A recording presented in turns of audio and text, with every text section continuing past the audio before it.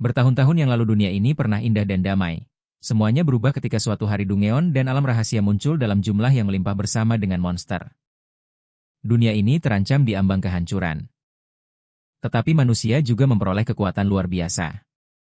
Mereka mendapatkan kekuatan untuk menghadapi monster dengan mudah. Kemunculan para pengubah pekerjaan memungkinkan beberapa kota manusia bertahan di taman tengah sebelum tempat perlindungan hutan. Seorang profesor sedang mengarahkan para siswa tentang ancaman monster. Dia mengatakan bahwa tidak semua pengubah pekerjaan memiliki kemampuan untuk menghadapi monster. Dari belakang, seseorang melangkah maju. Untuk mendengarkan diskusi profesor, itu adalah seorang anak laki-laki berambut putih bernama Hiro. Dengan serius melihat ke depan, dia menyipitkan matanya dengan serius dan tetap terdiam sambil mengepalkan tinjunya. Dia teringat akan kenangan masa kecilnya. Saat itu mereka memberitahunya bahwa perlawanan yang dilakukannya adalah pemborosan bakat saudarinya. Pria-pria ini mengambil saudarinya dengan mengatakan bahwa merekalah yang melindungi dunia, bukan dia. Tiba-tiba semua orang menoleh untuk melihatnya. Ketika seseorang mengenalinya sebagai pahlawan jenius, dia mengenakan senyum sopan dan menyapa semua orang dengan mengatakan bahwa dia tidak terlihat terlambat dari belakang kerumunan. Seseorang tiba-tiba meminta izin dan meminta untuk memberi jalan. Itu adalah seorang penyihir api berambut merah bernama Yula. Dengan marah bertanya mengapa Hiro datang terlambat. Dia bahkan mengejeknya bahwa mungkin dia mendapatkan profesi yang mengerikan dan terlalu takut untuk muncul. Hiro hanya memberitahunya bahwa tidak ada yang namanya profesi yang mengerikan. Hanya ada orang-orang yang mengerikan. Mendengar dia mengucapkan kata-kata ini, Yula tidak bisa menahan diri untuk menggoda dia bahwa dia tidak memiliki teman untuk bekerja sama. Tetapi Hiro yang tidak terganggu baik-baik saja dengan itu. Karena dia tidak berencana untuk bekerja sama dengan siapapun, itu bukan masalah besar baginya karena memiliki tim berarti membagi pengalaman yang didapat. Yula melihatnya, berpikir bahwa dia benar-benar keras kepala dan memutuskan bahwa dia tidak akan menyelamatkannya jika sesuatu yang salah, tetapi jika dia bersedia merendahkan diri. Dia mengatakan bahwa dia bersedia membiarkannya bergabung dalam timnya, sementara siswa lainnya menggosipkan bahwa dia mungkin tidak sekuat mereka. Profesor kemudian memeriksa apakah semua orang sudah siap. Karena alam rahasia telah diaktifkan, batas waktu bagi mereka adalah 3 hari di mana mereka harus mencapai minimal level 3 untuk memenuhi syarat sebagai pemburu monster. Lebih lanjut, area penilaian terbatas pada 3 lapisan luar dan melintasi batas sangat berbahaya. Segera setelah penilaian dimulai, Hiro tidak membuang waktu dan berlari langsung ke area pengujian. Yula merasa kesal. Bertanya-tanya mengapa pria ini begitu kompetitif, mereka mulai berlari ke atas. Dan dalam waktu singkat dia berhasil mencapai panggung. Siswa lainnya tidak bisa menahan kekaguman terhadap kecepatannya, mengagumi kebugaran fisiknya. Platform teleportasi mulai diaktifkan. Menetapkan tujuan ke tempat perlindungan hutan, dia mengenakan ekspresi penuh tekad saat hitungan mundur teleportasi mulai diaktifkan. Segera sebuah pusaran cahaya biru mulai berputar. Dan menariknya masuk, seketika dia mendapati dirinya berada dalam perimeter tempat perlindungan hutan. Ada 2 profesor yang menunggu, bertanya-tanya seberapa tinggi siswa bisa naik level. Mereka terutama memperhatikan Yula, berpikir bahwa profesinya sebagai penyihir api memberinya keuntungan. Mereka juga mempertimbangkan Hiro yang berada di bawah fenomena surgawi. Dan mendapatkan profesi necromancer. Tetapi mereka menganggapnya biasa-biasa saja. Dan undead yang bisa ia panggil hanya sebanding dengan monster tingkat kedua. Sementara itu pahlawan memperhatikan gerakan halus di semak-semak di belakangnya. Muncul seekor kelinci monster. Menggeram saat meluncur ke arahnya untuk menyerang, Hiro segera mengenali keberadaan monster tersebut. Ia mengeluarkan pedangnya, berpikir ini akan sempurna untuk pemanasan. Dalam satu tebasan ia berhasil memotong kelinci itu. Kelinci itu jatuh ke tanah di bawah kakinya, menggerogot dan tidak sadarkan diri. Sebuah notifikasi kemudian memberitahunya bahwa ia mendapatkan 5% pengalaman karena membunuh kelinci itu. Ia kemudian menghela napas, lega bahwa ia bisa menangani monster liar tingkat 1 sendirian di dunia ini. Semua orang bisa memasuki menara pergantian pekerjaan. Ketika mereka berusia 18 tahun, setelah itu mereka bisa melanjutkan sebagai orang biasa atau berpartisipasi dalam penilaian untuk menjadi pemburu. Hiro memilih untuk menjadi seorang profesional. Bukan karena semangat mulia atau untuk menghasilkan banyak uang, tetapi karena ia menyaksikan keluarganya diambil satu persatu saat ia tidak berdaya. Ia merasakan kelemahannya sendiri dan belajar bahwa hukum tidak dapat melindungi orang-orang yang ia cintai. Ini adalah motivasinya. Ia ingin menjadi seseorang yang cukup kuat untuk melindungi apa yang menjadi miliknya, saat ia terus menjelajah. ia menemui seekor tupai abu-abu tingkat 2. Ia bertanya-tanya mengapa ia menemui monster yang seharusnya tidak muncul secepat ini, menghadapi monster tingkat 2. Bukanlah sesuatu yang bisa ditangani dengan mudah. Dengan ini ia tidak punya pilihan lain selain memanggil familiar undead rusaknya tingkat 1, undead rusak itu. Segera menyerang monster tupai tanpa ragu, tetapi kemudian tanah mulai retak. Dan beberapa tupai abu-abu lainnya muncul dari lubang. Hiro sangat terkejut bahwa ada 3 monster lagi yang harus ia hadapi. Ia bertanya-tanya mengapa ada begitu banyak monster tingkat 2 di sekitar area ini. Ia tahu bahwa untuk menghadapi lawan-lawan ini di hari pertama, sebagian besar tim tidak akan memiliki kesempatan. Namun pemanggilannya tidak terbatas pada memanggil hanya satu makhluk. Berdiri di atas menara pergantian pekerjaan. Ia teringat pada siswa-siswa lain yang memandang rendah profesi yang ia bangkitkan. Mereka tertawa bahwa makhluk undeadnya hampir sebanding dengan orang biasa. Ia ingat Yula marah setelah mendengar kata-kata mereka. Dan hampir membakar mereka dengan apinya, tetapi Hiro hanya bisa melihat mereka sebagai sekelompok orang bodoh seperti kelompok orang yang mengambil saudara perempuannya saat itu. Orang-orang ini sangat pendek pandang. Ia hanya bisa menggertakkan giginya dalam frustrasi. Mengatakan bahwa ia bukan pemanggil undead biasa. Ia dengan bangga menyatakan dirinya sebagai penguasa undead saat ia memanggil undeadnya. Dengan mereka di sekelilingnya, menghadapi tupai abu-abu yang remeh ini bukanlah masalah baginya. Sejak saat itu, notifikasi tentang mendapatkan poin pengalaman berbunyi satu demi satu. Makhluk undead terus mendorong mundur monster-monster itu dan mengepung mereka, tetapi seperti kata pepatah, tikus yang terpojok diharapkan untuk menggigit. Untuk kejutan Hiro, monster-monster ini mulai mendorong balik makhluk yang ia panggil. Ia benar-benar bingung. Karena monster-monster ini seharusnya tidak lebih kuat dari undeadnya. Tikus-tikus itu menggertakkan gigi mereka dan mengontraksi otot-otot mereka. Mereka mulai berubah. Dari punggung mereka muncul sepasang sayap kelelawar. Melihat mereka, ia hanya bisa menyimpulkan bahwa monster-monster ini telah naik level. Dia segera memerintahkan undeadnya untuk mundur sejenak dan mereka mematuhi. Dia kemudian mengirim mereka untuk melancarkan serangan total terhadap monster itu. Ketiga dari mereka bergegas untuk menghadapi Raja Tikus Greywood. Sementara monster itu bersiap untuk melawan kembali. Tetapi karena monster itu telah mendapatkan kemampuan terbang, undeadnya kesulitan untuk bertarung. Pahlawan memutuskan bahwa jika 3 undead tidak cukup, dia harus memanggil 3 undead lagi. 3 undead tambahan kemudian dipanggil dan mengelilingi Raja Tikus Greywood. Serangan gabungan mereka berhasil menjatuhkan monster itu ke tanah. Pahlawan menyipitkan matanya. Saat dia melihat pertempuran yang sedang berlangsung, monster itu melarikan diri dari kumpulan undeadnya. Dia memuji kecerdikan monster itu karena langsung menyerangnya. Tetapi sayangnya bagi monster itu, bertabrakan dengan pahlawan adalah jalan buntu baginya. Tangan gelap kecil kemudian muncul dan melahap tikus itu saat dia mengaktifkan keterampilan erosi jiwanya. Tidak lama setelah itu, monster itu berada di dalam ruang penuh dengan roh yang menguasai, memandangnya dengan sinis, kemudian mendengar suara yang memerintahkannya untuk menyerah.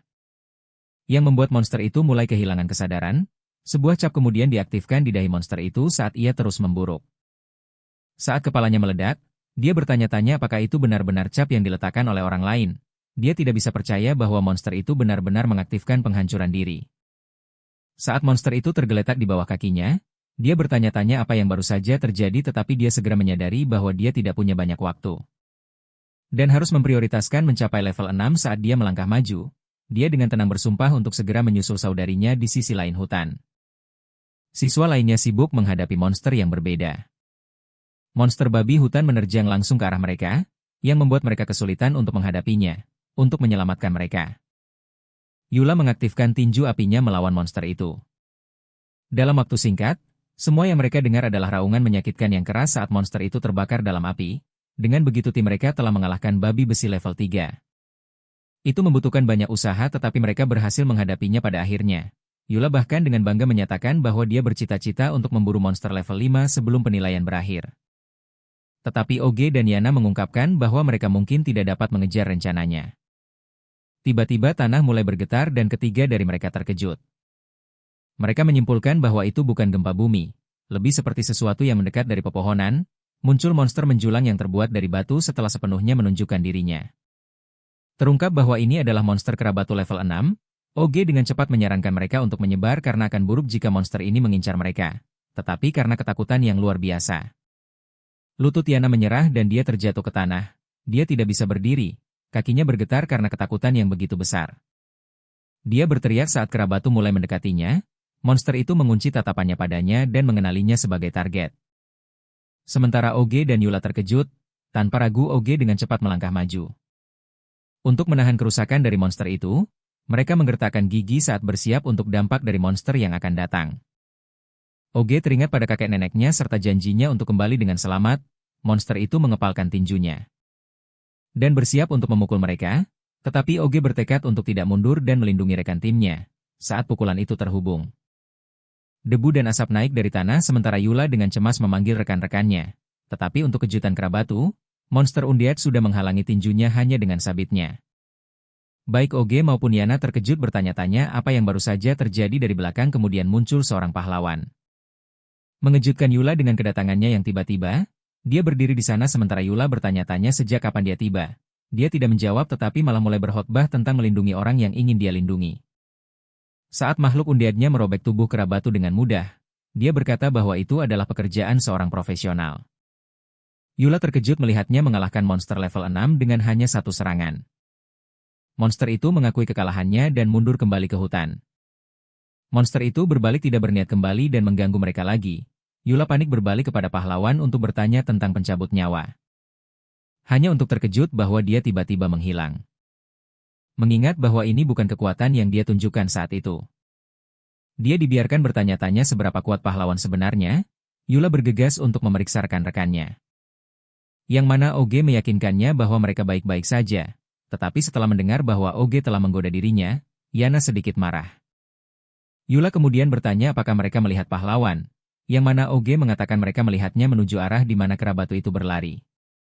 Baik Oge maupun Yana bertanya-tanya apakah dia akan membunuh setelah pencabut nyawa melukainya. Saat itulah Yula bertanya kepada mereka. Apakah mereka ingat apa profesi pahlawan pada upacara transisi pekerjaan? Keduanya saling bertukar pandang saat mereka mengingat bahwa dia adalah seorang pemanggil undead. Tetapi kemudian terkejut ketika mereka akhirnya menyadari apa yang sedang terjadi. Yula benci mengakuinya tetapi dia tidak punya pilihan dan harus mengakui bahwa ada kemungkinan tinggi bahwa pahlawan mungkin lebih kuat daripada yang bisa mereka bayangkan. Sementara itu, kera batu yang melarikan diri terlihat mundur kembali ke pegunungan tetapi sedikit yang dia tahu pahlawan sudah melacaknya. Dan bertanya siapa yang memerintahkannya, kera batu itu hanya berteriak padanya sebagai tanggapan melihat bahwa tidak ada harapan bagi monster ini untuk berbicara. Dia memutuskan untuk menggunakannya sebagai subjek percobaan, dia mengaktifkan keterampilan baca ingatannya. Keterampilan pengikisan roh yang ditingkatkan miliknya. Kera batu itu menyipitkan matanya saat keterampilan pahlawan mulai berpengaruh. Sebuah visi siluet yang marah terlihat. Mengungkapkan bahwa dia adalah orang di balik semua ini melihat cap di dadanya. Pahlawan mengenali bahwa itu adalah cap yang sama pada Raja Tikus Kayu Abu-Abu saat itu, entitas yang dimiliki oleh bos Dungeon, kera batu itu. Dan bertanya apakah pahlawan adalah manusia yang membunuh beberapa jenderalnya? Pahlawan tidak terganggu dan mengonfirmasi apakah dia adalah orang yang menarik tali dari belakang. Bos Dungeon tidak menjawab. Dan hanya menyatakan bahwa dia adalah monster level raja yang tidak bisa dikalahkan oleh pahlawan. Tetapi di mata pahlawan, dia tidak lebih dari sekumpulan poin pengalaman yang remeh yang akan membuatnya tumbuh. Bos Dungeon tertawa pada kesombongannya. Dan mengancam akan melahap umat manusia setelah dia dihidupkan kembali. Mendengar ini membuat pahlawan marah hingga dia mengepal tangannya pada perintahnya. Pencabut nyawa dengan mudah memenggal kepala kera batu itu. Pahlawan benar-benar membenci ketika orang-orang mengancamnya dengan orang-orang di sekitarnya. Tetapi bos Dungeon hanya memiliki kera batu itu. Dan oleh karena itu tubuh aslinya tidak benar-benar terluka. Meskipun membunuh kera batu. Memberinya cukup poin pengalaman untuk mencapai level 6 dengan ini. Dia memenuhi syarat untuk akhirnya mengaktifkan kebangkitan kedaulatannya setelah diaktifkan, dia mendapati dirinya berdiri di tengah badai energi gelap yang mengerikan. Kemudian dia melihat visi Yula. Yana dan Oge tiba-tiba ketiga dari mereka terkejut melihat sesuatu di depan mereka. Berdiri di depan mereka adalah makhluk seperti ular raksasa. Dan siluet seorang pria misterius. Melihatnya, pahlawan terkejut saat menyadari bahwa itu adalah kaisar yang sebenarnya. Percikan ungu dan makhluk seperti naga terlihat melayang dari dalam awan. Di antara kerumunan penasaran yang menyaksikan penampakan ini dari bawah adalah seorang wanita misterius. Dia hanya tersenyum dan memperbaiki topinya. Saat dia mengenali bahwa ini adalah kebangkitan kedua, dia kemudian berbalik untuk pergi sambil berkata sayang sekali mereka harus meninggalkan kota. Kembali di tempat perlindungan hutan, Para profesor merasa bersemangat dan cemas dengan kebangkitan kedua. Mereka merasa aneh bahwa sesuatu tampaknya menghalangi pengaktifan batu spasial. Mereka sudah mencoba segala yang mereka bisa.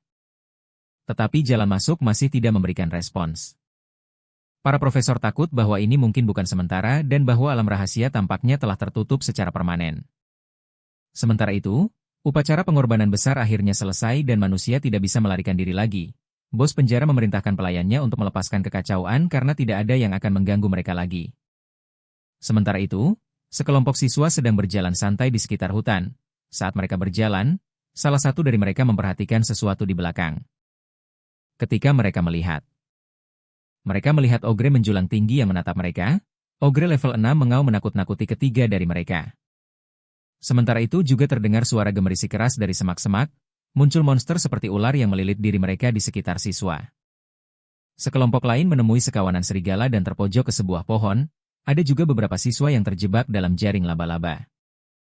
Sementara itu, para profesor masih berusaha membuka alam rahasia. Tetapi mereka tidak bisa. Mereka panik bahwa siswa di dalam tidak akan bisa keluar dari tempat itu. Profesor memutuskan untuk mematikan perangkatnya. Setelah menganggap dirinya tidak berdaya, dia mendekati platform teleportasi. Sambil mengatakan bahwa mereka hanya bisa berharap siswa di dalam alam rahasia dapat mengalahkan dalang di baliknya, sementara itu Hiro berhasil menyelesaikan kebangkitan kedaulatannya. Dan mengubah pekerjaannya menjadi kedaulatan Undead. Dia memperoleh keterampilan aktif tingkat ilahi unik yang disebut kekuatan kedaulatan. Dia juga mendengar suara yang menyatakan bahwa dia telah memperoleh keterampilan pasif tingkat ilahi yang disebut kehendak tak tergoyahkan. Suara itu melanjutkan menjelaskan tujuan keterampilannya, yang membuatnya bertanya-tanya siapa yang berbicara. Suara itu kemudian mengungkapkan bahwa itu adalah roh dari sistem pekerjaan tingkat ilahi yang mengejutkan pahlawan. Untuk lebih mengejutkannya, terungkap bahwa roh ini adalah malaikat yang jatuh. Malaikat yang jatuh mengungkapkan bahwa ia mampu melakukan berbagai hal, termasuk memindai area untuk tanda-tanda kehidupan. Pahlawan memerintahkan malaikat yang jatuh untuk mulai memindai area itu, kemudian memberitahunya bahwa ada 4 tanda kehidupan yang membuat pahlawan berpikir jika itu adalah tim Yula. Dia memintanya untuk lebih spesifik. Tetapi itu menjawab dengan menggunakan semangat dendamnya. Tangannya bersinar dengan energi gelap. Memanggil 3 semangat dendam di depannya, dia kemudian memerintahkan mereka untuk mencari di area tersebut yang langsung mereka ikuti. Saat mereka berjalan menuju hutan, Hiro duduk dan memutuskan untuk mencoba kemampuan barunya. Dia menutup matanya dan berbagi visi dengan salah satu semangatnya. Matanya bersinar saat dia terhibur olehnya. Dia memindai semangatnya. Karena dia sekarang dapat berbagi tubuh dengan mereka, salah satu semangat tampaknya mendeteksi sesuatu. Mendorongnya untuk bertanya, dia terkejut melihat tanah yang hangus akibat api. Berpikir itu adalah tim Yula. Dia kemudian meminta malaikat jatuh untuk memindai kehidupan lagi, tetapi itu menjawab dengan 0. Dia bingung. Karena hanya butuh setengah menit untuk menghilang dengan cepat, dia juga memperhatikan bahwa tidak ada jejak kaki dan tanda-tanda keberangkatan. Dia cepat-cepat berdiri menolak untuk percaya bahwa mereka baru saja menghilang. Dia teringat bahwa Yula memiliki profesi yang langka. Dan monster level rendah tidak bisa menjadi ancaman bagi mereka. Dia menggertakkan giginya berpikir bahwa sesuatu benar-benar terjadi.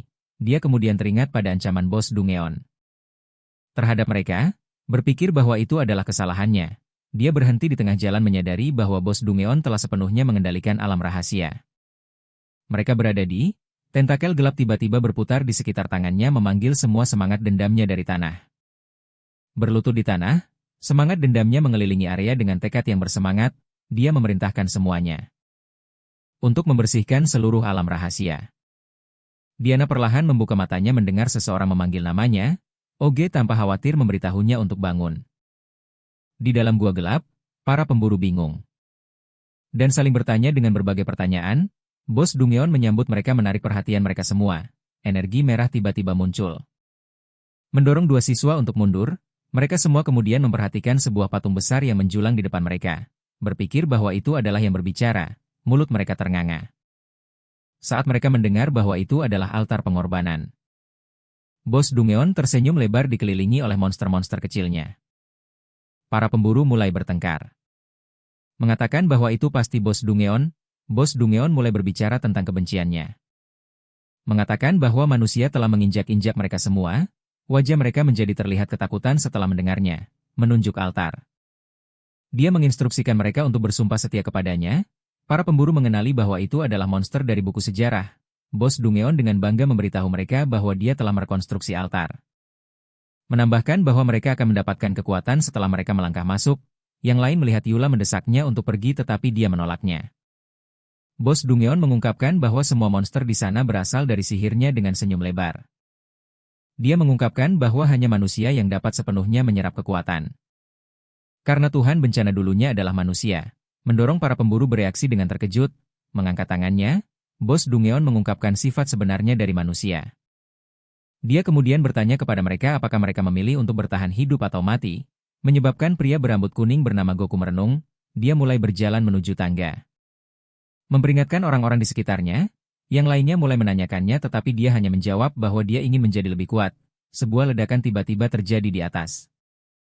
Menyebabkan mereka bersiap-siap. Goku tiba-tiba menolehkan kepalanya. Yula memanggilnya bodoh sambil mengangkat tangan yang menyala karena tampaknya itu adalah jebakan. Goku mengejek mengatakan bahwa mereka yang memiliki profesi langka seperti Yula bisa menjadi lebih kuat lebih cepat. Membelakangi mereka dia memutuskan untuk pergi meskipun itu adalah skema karena ini adalah kesempatan baginya. Oge memberitahu Yula untuk mengabaikannya karena dia tidak akan mendengarkan. Goku melompat ke atas mendarat di depan patung. Dia mengulurkan tangannya meminta untuk menjadi protagonis. Bos Dungeon tertawa geli sambil menunggu itu terjadi. Tiba-tiba patung itu mengeluarkan asap merah dari mulutnya itu meliputi pria yang sangat bersemangat untuk menjadi lebih kuat. Matanya membelalak. Saat dia merasakan energi mengalir dalam tubuhnya, dia kemudian tertawa.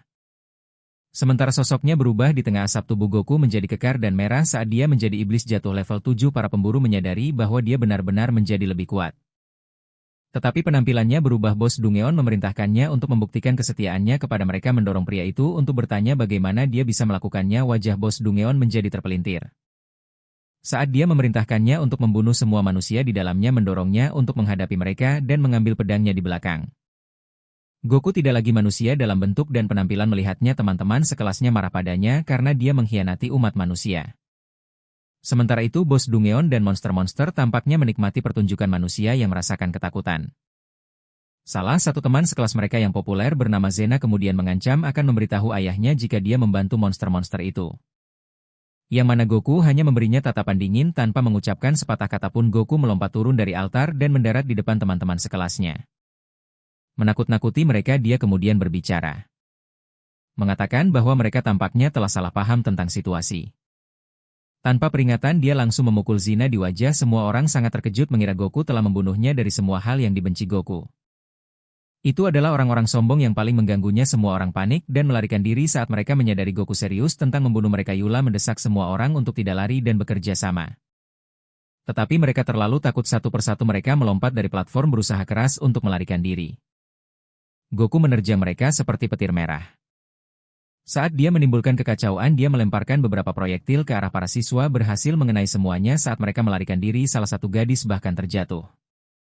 Saat sebuah proyektil mendekat untungnya. Sebuah cincin api diciptakan untuk memblokir serangan. Goku menggera menahan rasa sakit, bertanya-tanya apa yang baru saja terjadi. Dia kemudian melihat bahwa itu adalah Yula. Bersiap untuk putaran berikutnya. Marah Goku meledak dengan kekuatan merah yang luar biasa saat dia bersiap untuk menyerang. Dia yakin bahwa bentuk iblisnya sekarang bisa melawan Yula. Tetapi kemudian yang terakhir mengaktifkan armor bulu Phoenix-nya untuk memblokir, namun serangan Goku begitu kuat sehingga Yula kesulitan untuk memblokirnya. Dia terlempar. Yang mana Oge dan Yana untungnya menangkapnya. Goku tersenyum percaya diri menyatakan bahwa mereka tidak cukup baik untuk menghentikannya. Yula dan timnya bertanya-tanya apa yang harus dilakukan. Sementara Goku terus memamerkan kekuatannya. Yula memutuskan bahwa mereka harus membeli waktu sampai bantuan datang. Oge ragu karena tidak ada yang bisa menyelamatkan mereka. Tetapi Yula percaya bahwa mereka masih memiliki harapan, lagi pula mereka masih memiliki pahlawan yang sedang mencari mereka.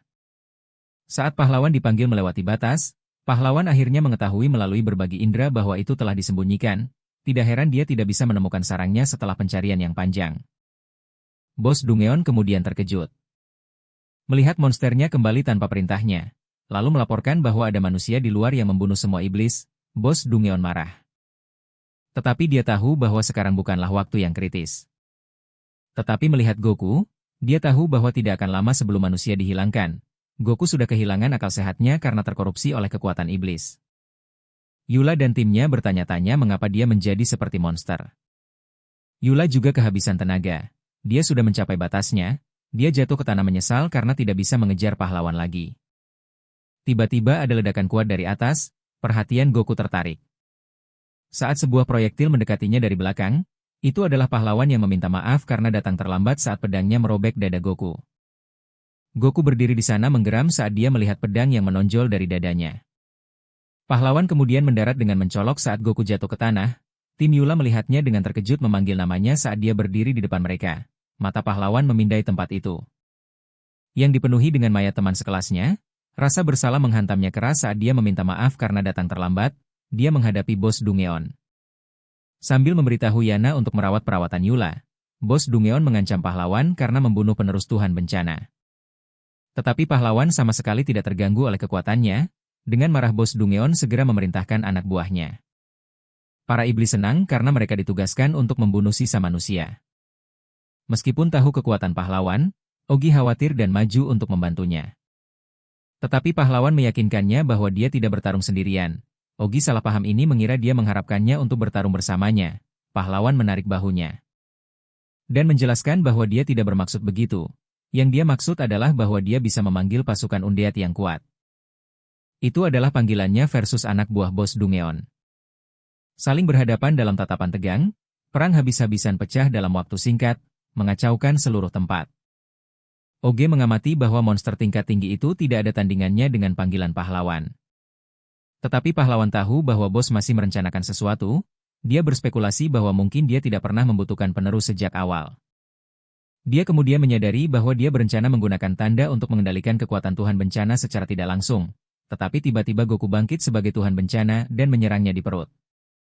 Yona dengan cemas memanggil namanya setelah melihat ini, sementara Bos Dungeon tertawa kecil sambil memujinya karena menjadi manusia yang pintar. Pahlawan tercekik.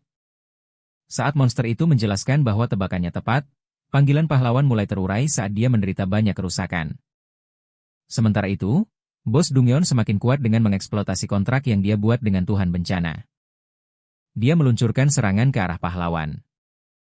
Menyebabkan pahlawan jatuh ke tanah, yang lain dengan cemas memanggil namanya. Sementara dia tampaknya telah kehilangan kesadaran sekarang, Bos Dungeon memerintahkan pelayannya untuk menawarkan kekuatan mereka kepadanya. Para monster patuh tanpa sepatah kata pun melepaskan kekuatan mereka untuknya. Tetapi sedikit yang dia tahu ada satu undead yang berhasil menyelinap di belakangnya itu adalah pahlawan itu sendiri. Yang menggunakan undead sebagai avatarnya Bos Dungeon sangat terkejut melihat bahwa pahlawan tidak mati. Dia tidak membuang waktu. Dan segera melanjutkan serangannya. Bos Dungeon terpotong menjadi dua. Mati sambil bertanya-tanya bagaimana seorang manusia biasa bisa sekuat ini. Setelah itu kesadaran pahlawan kembali ke tubuhnya sendiri. Saat dia berdiri Eula dan timnya melihatnya dengan cemas saat dia menyatakan bahwa dia akan menjadi lebih kuat. Tiba-tiba sebuah kristal ungu melayang di depannya. Dia melihatnya dan bertanya apakah ini adalah item yang dijatuhkan oleh bos. Malaikat jatuh menjawab bahwa ini bukan item yang dijatuhkan oleh bos. Tiba-tiba Aje terkejut saat dia menyadari sesuatu. Dia kemudian memberitahu pahlawan untuk waspada. Saat Lord Bencana berdiri di sampingnya, hanya saat itu pahlawan menyadari bahwa dia telah melupakan musuh ini. Lord Bencana tidak membuang waktu dan langsung memukulnya. Yang mana dia menghindar tetapi masih cukup kuat untuk mengirimnya meluncur ke belakang. Dia meyakinkan Oge dan Yana bahwa dia baik-baik saja. Dan memberitahu mereka untuk pergi lebih dulu. Lord Bencana terus menyebabkan kekacauan sementara Grim Reapers pahlawan menghentikannya. Dia menambahkan bahwa dia tidak bisa bertahan lama jadi mereka harus segera meninggalkan tempat itu. Yang lain khawatir. Tetapi dia memberitahu mereka bahwa mereka hanya akan menjadi beban jika mereka tetap di sana sekarang, bahwa situasinya telah sampai pada ini mereka tidak punya pilihan selain percaya padanya di luar hutan suaka. Orang tua siswa bertanya-tanya apa yang membuat ujian berlangsung begitu lama. Mereka mengumpulkan para penguji untuk memberitahu mereka apa yang sebenarnya terjadi. Tiba-tiba platform teleportasi memancarkan cahaya biru terang. Semua orang terkejut melihat bahwa seseorang telah teleportasi. Ketika mereka melihatnya, mereka melihat itu adalah Oge. Yana dan Yula mereka segera memanggil para medis karena Yula terluka. Ayahnya dengan cemas memanggilnya setelah melihat keadaannya. Para profesor lainnya kemudian bertanya kapan perawatan medis akan datang. Mereka berbalik kepada Oge menanyakan apa yang terjadi di dalam dan di mana sisa siswa lainnya. Dengan mata berkaca-kaca dia melaporkan dengan menyesal bahwa mereka semua telah mati. Mengejutkan semua orang, mereka kemudian melihat kepada orang tua yang semakin cemas. Suasana langsung menjadi gelap. Mereka tidak punya pilihan selain memberikan penjelasan kepada orang tua mengenai masalah ini. Sementara itu ada pemburu lain yang menunggu di luar untuk mereka yang keluar dari ujian. Mereka tampaknya berharap pahlawan telah mati di Dungeon itu. Tiba-tiba semua orang terkejut saat diumumkan bahwa seseorang akan keluar.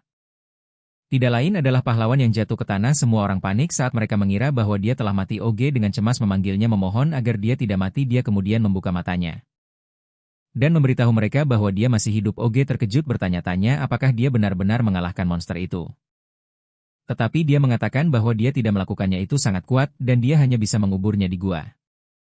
Profesor mengenalinya sebagai orang yang mengalami kebangkitan kedua di Dungeon. Saat mereka berbicara, energi ungu tiba-tiba masuk ke dalam dada pahlawan. Pahlawan menyadarinya dan membuka matanya. Dia tahu bahwa seseorang menyerangnya secara diam-diam.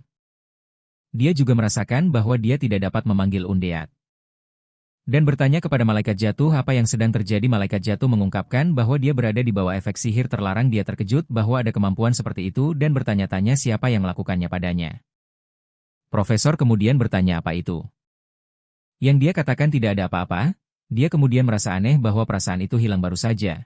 Profesor kemudian meminta maaf karena tidak membawanya segera untuk perawatan medis. Namun mereka perlu menanyakan beberapa pertanyaan kepadanya sehingga mereka bisa menjelaskan kepada keluarga siswa. Malam datang dengan cepat. Hiro sedang berjalan pulang. Saat dia berpikir bahwa semuanya akhirnya berakhir, dia teringat pada tatapan terkejut profesor. Ketika dia mengungkapkan monster-monster yang dia lawan di dalam, mereka berspekulasi bahwa ada beberapa kekuatan eksternal yang mungkin telah digunakan di Dungeon itu. Pahlawan kemudian bertanya apakah mereka meragukan ceritanya. Tetapi para profesor adalah ahli telepati. Dia tersenyum mengingat bahwa sebagian besar dari apa yang dia katakan memang benar.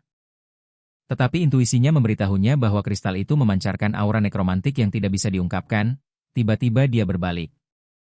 Saat dia mendengar suara memanggilnya dari belakang, dia tidak membuang waktu dan segera memanggil pasukan Grim Reapers-nya. Orang-orang ini kemudian memujinya karena mampu memanggil familiar tingkat tinggi. Tetapi pria itu adalah pembunuh profesional level 13 dan yakin akan kecepatannya. Dia mengklaim pahlawan tidak lebih dari yang rentan dan menyerangnya. Grim Reapers menusuk klon pembunuh itu. Tetapi pembunuh asli berhasil menyelinap di belakangnya. Tidak ingin diganggu lagi, pahlawan memutuskan untuk akhirnya mengambil ini dengan serius. Aura dominan dan menyeramkannya sepenuhnya meliputi pembunuh itu. Dengan ketakutan, tiba-tiba seseorang menyela dan menyebut pembunuh itu sampah. Hiro terkejut dan teralarm saat mendengar ini. Dia kemudian bersiap untuk diserang. Saat dia menyadari bahwa itu adalah pria yang menyerangnya secara diam-diam sebelumnya, pahlawan mempersiapkan dirinya untuk bertarung, menggeramkan giginya saat dia melihat ke depan. Pria itu kemudian dengan marah melempar pembunuh itu karena tidak mampu mengalahkan seorang anak kecil. Pembunuh itu melaporkan bahwa pahlawan itu aneh. Setelah mengalami keterampilannya sebelumnya, pahlawan bertanya siapa orang-orang ini, yang mana Shan hanya memberi pembunuh itu 1 menit untuk mengalahkannya. Tetapi pembunuh itu dengan percaya diri mengatakan dia hanya butuh 30 detik dengan bantuan Shan. Dia kemudian memotong pahlawan dari segala sudut. Sementara yang terakhir hanya bisa memblokir. Pahlawan berpikir bahwa tubuhnya menjadi kaku, tidak mengharapkan musuh mampu menekan sihir. Dengan ini dia tidak punya pilihan selain mengaktifkan keterampilan turunnya roh. Dia kemudian melihat segala sesuatu dari perspektif panggilannya. Melihat lapisan biru menutupi tubuhnya. Dia bertanya kepada malaikat jatuh apa itu.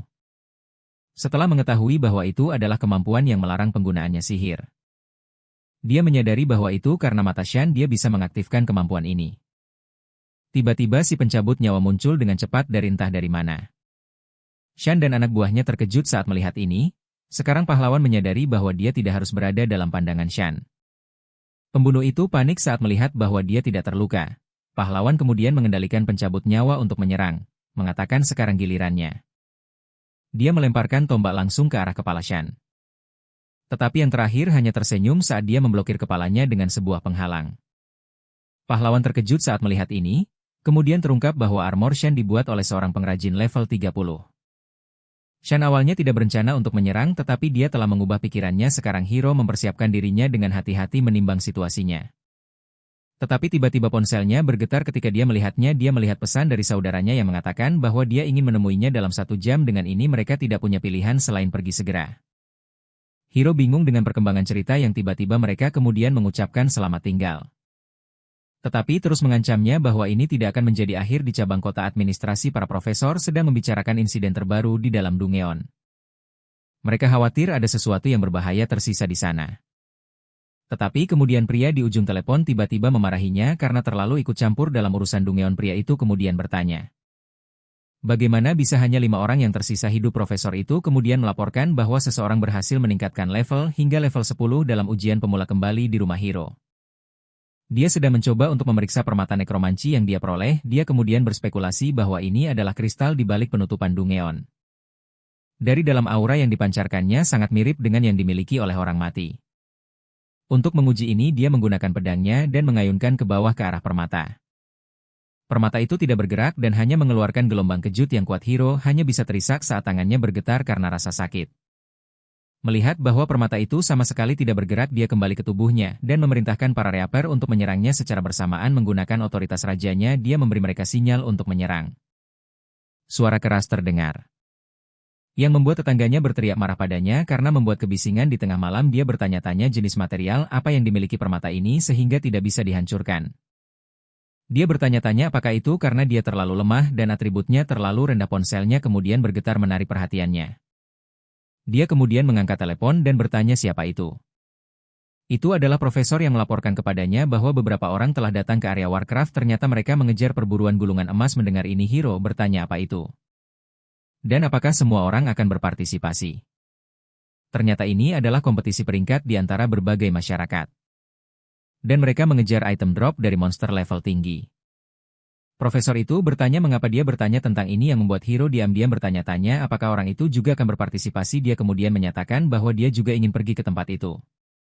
Profesor itu terkejut karena area itu memiliki monster di atas level 15. Hiro berdiri di depan pos pemeriksaan Daxia, tempat semua orang harus melewati untuk secara sah meninggalkan kota. Dia ingat profesor itu bersikeras bahwa dia harus berjanji satu hal. Pergi sendirian akan lebih mudah baginya, tetapi ID-nya belum siap. Sementara itu suara terdengar memanggil Paman Jin. Dia bahkan melambaikan tangannya untuk menarik perhatiannya ketika mereka akhirnya melihat satu sama lain. Mereka kemudian saling menyapa. Paman Jin memberitahu semua orang untuk bersantai. Meskipun mereka masih membutuhkan satu orang lagi. Ketika ditanya tentang pembagian harta, dia berkata bahwa anak level 10 tidak akan mendapatkan bagian lainnya. Kemudian bertanya kepadanya untuk menjelaskan mengapa mereka harus membawa beban mati. Jin kemudian memberitahu mereka bahwa mereka akan mendapatkan uang jika mereka bisa membawa anak itu bersama mereka. Dan membawanya kembali hidup-hidup. Semua orang terkejut dan memiliki reaksi campur aduk tentang ini. Jin biasanya akan menolak juga. Tetapi dia mengungkapkan bahwa serangan ini berbeda. Sementara mereka berbicara, Hiro sudah berdiri di depan mereka. Jin kemudian memintanya untuk memperkenalkan diri. Yang mana dia lakukan. Freddy memperkenalkan dirinya. Tetapi mengaktifkan keterampilan melawannya. Pahlawan terjebak dalam keterampilan ilusi untuk sesaat. Tetapi dengan cepat membubarkannya saat dia dengan sopan memberitahunya bahwa dia hanya ada di sana untuk belajar dari seniornya. Freddy tiba-tiba merasakan sakit tajam. Ketika keterampilannya berbalik menyerangnya, Jin kemudian meminta pasnya. Sementara Freddy menganggapnya aneh, pahlawan menyadari bahwa Freddy tidak ingin dia bergabung dalam serangan ini. Semuanya sudah diatur dan mereka akan segera berangkat. Sementara pahlawan memikirkan alasan untuk menghindar. Di dalam mereka bertujuan untuk menambang kristal sihir yang penting untuk menempa senjata dan menyeduh ramuan. Karena hanya ditemukan pada binatang level 15. Pengrajin biasanya menyewa orang lain untuk mendapatkan mereka, dan pemburu kristal seperti Jin dan kelompoknya adalah penyerang lepas yang memburu inti binatang. Pahlawan bertanya apa langkah pertama mereka. Yang mana Jin mengatakan mereka akan menyimpang dari biasanya. Dia mengungkapkan bahwa ada intel yang dapat diandalkan tentang binatang emas yang terluka parah di Gunung Barat. Semua orang terkejut mendengar ini. Kecuali pahlawan yang harus bertanya apa itu. Emily kemudian menjelaskan bahwa binatang emas dapat berpotensi menjatuhkan gulungan emas. Mendengar ini, pahlawan berpikir akan lebih baik untuk ikut dengan mereka. Semua orang sangat senang dengan ide ini. Bahwa mereka akan mendapatkan harta karun dalam serangan ini. Hati-hati seperti dia. Jack bertanya dari mana dia mendapatkan intel tersebut. Jin mengungkapkan bahwa pendukung pahlawan adalah orang yang memberikan intel kepada mereka. Jack terlihat tidak terkesan, tetapi dia tidak mengucapkan sepatah kata pun. Baginya itu masih terasa terlalu bagus untuk menjadi kenyataan. Sekarang mereka sudah siap. Jin memanggil burung familiarnya yang besar. Pahlawan melihatnya. Terkejut melihat bahwa dia juga seorang penyumon. Mendengar bahwa mereka mengejar Viper gigi biru level 20. Semua orang sangat senang. Jin sudah mengintai tempat itu. Dan menyiapkan langkah antisipasi untuk binatang tersebut. Memikirkan tentang uang, mereka mulai mendiskusikan apa yang ingin mereka beli. Dengan itu, Emily menambahkan bahwa dia ingin membantu orang tuanya memulai bisnis. Agar mereka tidak perlu bekerja keras, Hiro akan berbicara ketika Freddy tiba-tiba memotongnya. Dia segera mengubah kalimatnya, berpikir bahwa dia sangat mengganggu. Jin memperingatkannya bahwa menyerang binatang bukanlah permainan dan dia harus mengikuti perintahnya. Dia kemudian memberitahu semua orang untuk naik ke binatangnya untuk menghemat waktu dan energi. Sekarang bahwa mereka telah naik, mereka akhirnya siap untuk bergerak. Sementara itu seekor kadal robot merayap keluar dari dedaunan. Itu melihat tim Jin dan mengenali level anggota partai. Tetapi kemudian dia bertanya-tanya mengapa ada satu orang yang memiliki level yang begitu rendah. Akhirnya Jin dan partainya telah tiba di sarang viper gigi biru. Burung itu bertengger di tebing saat partai mendarat ke tanah. Jin kemudian berbalik kepada Freddy dan bertanya apakah dia membawa tali saat mereka turun. Jin memberitahu Hiro untuk menunggu mereka di sana karena mereka tidak bisa melindunginya. Tiba-tiba pahlawan merasakan sesuatu bergetar dari dalam. Dia merasa bahwa permata itu sepertinya bereaksi dengan energi tertentu dari dalam lubang gua. Angin bertiup ke atas, menunggu adalah monster. Mereka mengarahkan mata mereka untuk memburu ular taring biru. Itu menatap ke depan, mendeteksi keberadaan penyusup di sarangnya. Sementara itu Freddy dan yang lainnya terus menuruni sarang. Mereka kesulitan untuk turun karena hampir tidak ada tempat untuk menginjak. Tiba-tiba dia merasakan sesuatu melintas di belakangnya. Dan bertanya siapa di sana. Melihat tidak ada, dia menganggapnya sebagai imajinasinya.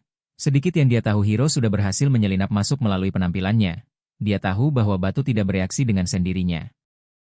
Dan ada sesuatu yang pasti salah di tempat ini. Kelompok Jin akhirnya mencapai dasar gua. Mereka kemudian melanjutkan untuk menjelajahi jalur sempit di dalam. Setelah cukup lama berjalan, Jack memerintahkan mereka untuk berhenti. Di depan mereka ada banyak ular biru yang melata di jalan mereka. Mereka berspekulasi bahwa ular-ular ini pasti adalah ular penjaga. Jack berbalik kepada Jin dan dengan senang hati memuji intelijensinya. Semua orang bersiap saat ular-ular biru mulai melata menuju mereka dengan satu perintah dari Jin. Burung yang dipanggilnya segera terjun ke dalam pertempuran dan merobek ular-ular itu. Anggota lainnya juga tidak mau hanya berdiri diam sementara mereka terus bertarung dengan ular-ular. Hiro ada di sana mengawasi mereka. Dia merasa aneh bahwa ular-ular ini memiliki lebih dari sekadar aura mereka sendiri. Dia merasa ada jenis energi lain yang tercampur dengan mereka. Dia kemudian terkejut karena monster normal cepat menghilang setelah mati.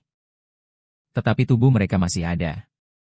Tiba-tiba tubuh ular yang mati mulai membengkak dengan cahaya hijau, lalu meledak, melepaskan awan gas beracun yang tebal ke arah mereka. Jin terkejut, dia tidak mengharapkan ini terjadi. Mereka kemudian berbalik kepada Emily dan memintanya untuk menggunakan dispel. Tetapi dengan ngeri Emily mendapati dirinya tidak dapat menggunakan keterampilan apapun. Jack bertanya-tanya apa yang terjadi dan apakah ular azur benar-benar bisa melakukan ini. Sementara itu ular lain melata di antara mereka. Sambil tertawa, ia kemudian mendekati Jin dengan sarkastis menanyakan tentang intel yang dijualnya. Jin terkejut bertanya-tanya mengapa dia melakukan ini setelah dia membayar banyak untuk intel tersebut. Tetapi ular itu hanya tertawa pada Jin karena terpedaya oleh gulungan emas yang sepele. Ular itu mengungkapkan bahwa dia adalah kelas pemburu. Hiro terkejut mendengar ini. Itu adalah jenis yang menyergap dan memburu orang di alam liar. Jin memerintahkan anak buahnya untuk mundur dan melupakan gulungan emas itu. Tiba-tiba ruangan dipenuhi dengan jenis asap lainnya. Ular itu melata kembali ke terowongan mengatakan bahwa Raja Ular akhirnya terbangun dan akan mengejar mereka. Ia kemudian berbalik kepada Emily menawarkan untuk menyelamatkannya jika dia mau menjadi penyembuhnya. Freddy yang marah tiba-tiba mengayunkan kepala robot. Dalang sebenarnya di balik ini berada di luar, sarkastis berharap mereka masih hidup dalam 1 jam. Dia duduk di tebing berpikir bahwa dialah yang akan menuai segalanya. Dia bertanya-tanya kemana orang yang hilang itu pergi. Tetapi berpikir bahwa seorang pemula level 10 tidak akan menimbulkan masalah, sedikit yang dia tahu bahwa pemula level 10 yang sama sudah mengawasinya. Dari belakang, si otak jahat sedang beristirahat dengan santai di dekat tebing. Berpikir betapa menguntungkannya situasi ini baginya. Tiba-tiba ponselnya bergetar karena pesan dari seorang kenalan. Dia mengangkat teleponnya bertanya-tanya siapa yang meneleponnya pada waktu seperti ini. Pria itu memanggilnya Kadal dan menanyakan di mana dia berada. Yang dijawabnya bahwa dia sedang bekerja. Hiro terus mengintip sementara pria itu tanpa sadar melanjutkan panggilan. Setelah mendengarkan, dia mengetahui bahwa mereka sebenarnya menargetkan Akademi Hui Watching.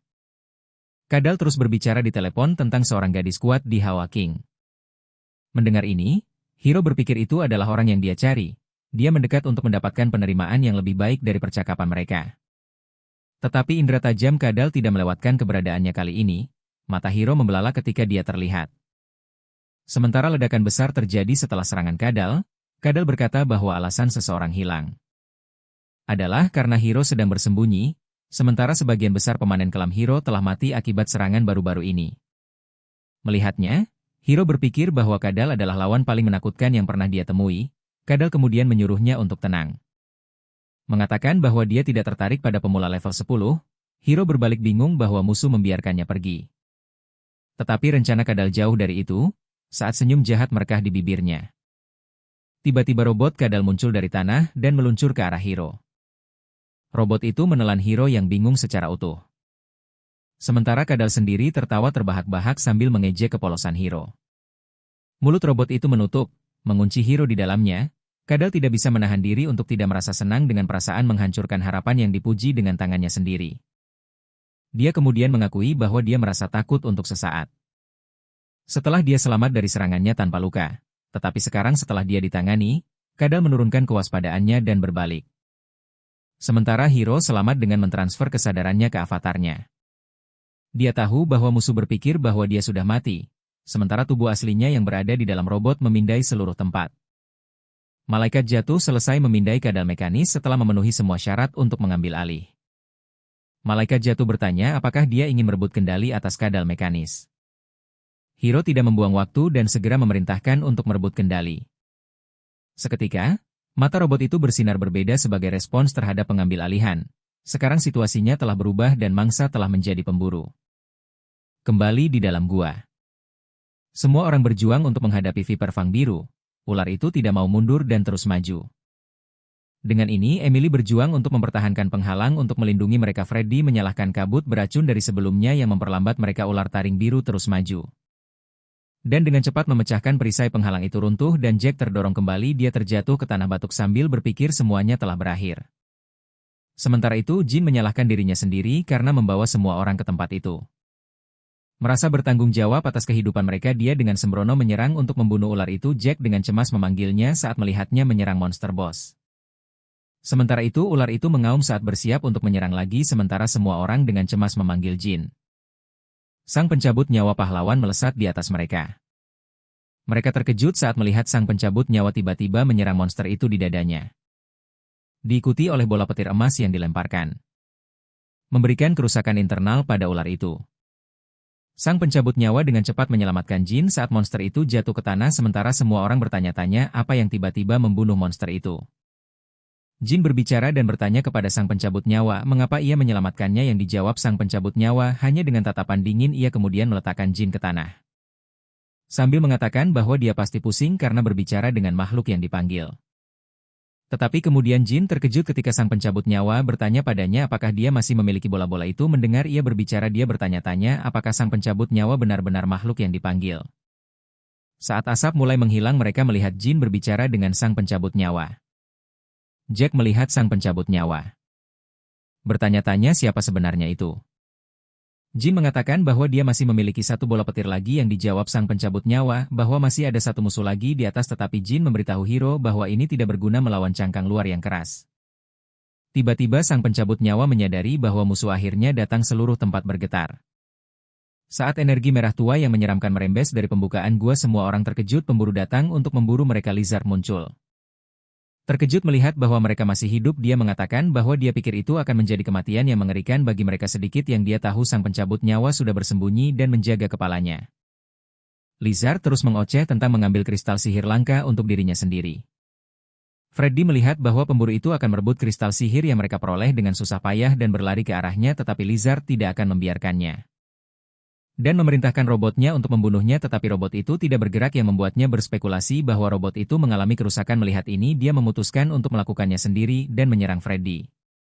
Saat yang terakhir membungkuk dekat kristal sihir, sebuah sinar emas melesat ke arahnya mengenai langsung dan mendorongnya kembali, membuatnya mengerang. Kesakitan, Freddy terlempar dan mendarat di depan Jack dan Emily. Sementara Lizard mengambil kristal sihir dan mengklaim bahwa itu miliknya. Dia bercanda mengatakan itu akan menjadikannya seorang bandit dan tertawa. Tiba-tiba robot Lizard bergerak tanpa perintahnya. Dia berbalik untuk melihat apa yang terjadi dan terkejut robot Lizard mulai menyerangnya. Dia mundur bertanya-tanya apa yang terjadi pada robotnya. Saat sang pencabut nyawa mengendap-endap di belakangnya, sang pencabut nyawa berhasil mendaratkan serangan di belakang punggungnya itu tampaknya tidak cukup untuk memberikan kerusakan. Saat Lizard menuntut identitas sang pencabut nyawa yang terakhir dengan dingin mengatakan bahwa dia hanya ada di sana untuk mengambil nyawanya. Sementara yang pertama terengah-engah keadaan telah berbalik baginya, mangsa yang seharusnya dia buru kini memburunya. Dia menggertakkan giginya berpikir bahwa dia tidak punya pilihan sekarang dia terpojok, dia berencana untuk menelan kristal ajaib. Untuk meningkatkan kekuatannya, Jack dan Jin terkejut melihatnya mencoba menelan kristal ajaib. Tanpa ragu, kadal itu mendorong kristal ajaib ke tenggorokannya, namun sang pencabut nyawa mengungkapkan bahwa apa yang dia telan bukanlah kristal ajaib. Tiba-tiba kadal itu merasakan sakit tajam yang membuatnya pucat. Dia terjatuh ke tanah bergetar sambil memegang perutnya. Sebelumnya Jin sedang mendiskusikan bahwa musuh harus menelan bola petir agar bisa berfungsi. Sang pencabut nyawa berkata dia memiliki rencana dan bertanya apakah mereka memiliki seseorang yang bisa menggunakan ilusi. Saat itulah Jin akhirnya mengerti apa yang ingin dilakukan sang pencabut nyawa. Bola petir terus menghancurkan tubuh kadal dari dalam. Dia kemudian terjatuh ke tanah, tubuhnya mengeluarkan asap dan tidak sadarkan diri. Jin terkejut dan tidak bisa percaya bahwa itu benar-benar berhasil, sementara Freddy dan Emily sangat kelelahan. Sehingga mereka bahkan tidak bisa berdiri. Sang pencabut nyawa kemudian menyarankan mereka untuk segera pergi.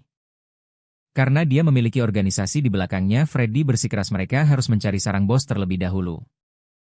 Tetapi Jack menghentikannya. Dia menjelaskan bahwa tim ini lemah dan mereka harus memprioritaskan bertahan hidup terlebih dahulu. Dia berkata bahwa mereka sebaiknya menyerahkannya padanya.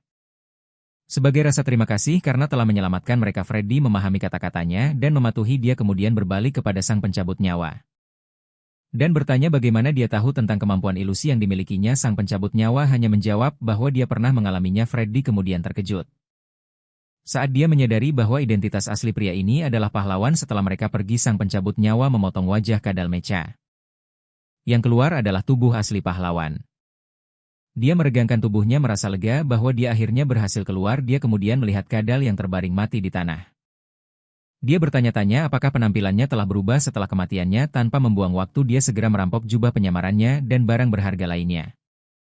Dia kemudian terkejut melihat bahwa ada buku keterampilan di barang-barang kadal. Dia juga terkejut melihat bahwa ada gulungan harta di penyimpanan kadal. Ternyata gulungan emas yang mereka sebutkan sebenarnya adalah gulungan harta emas ini. Dia kemudian bertanya kepada malaikat jatuh mengapa ada buku keterampilan perak di gulungan harta emas. Yang dijawab bahwa buku keterampilan itu hanyalah bagian dari harta emas. Malaikat jatuh kemudian bertanya apakah dia ingin membukanya atau mempertahankan nilainya. Pahlawan tidak membuang waktu dan mempertaruhkan itu mendapatkan keterampilan potongan gelap saat dia membuka gulungan.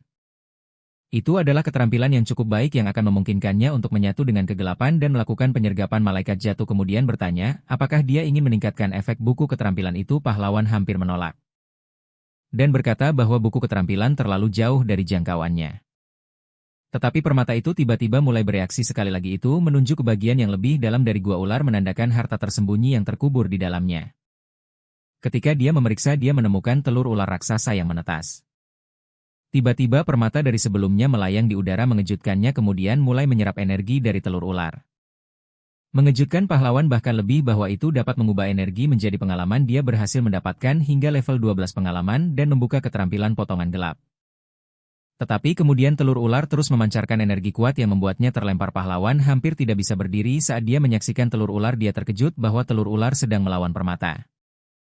Mengancam gua untuk runtuh. Dia mengambil permata dan merencanakan untuk pergi, berpikir itu sia-sia untuk melepaskannya, tetapi dia kemudian terkejut.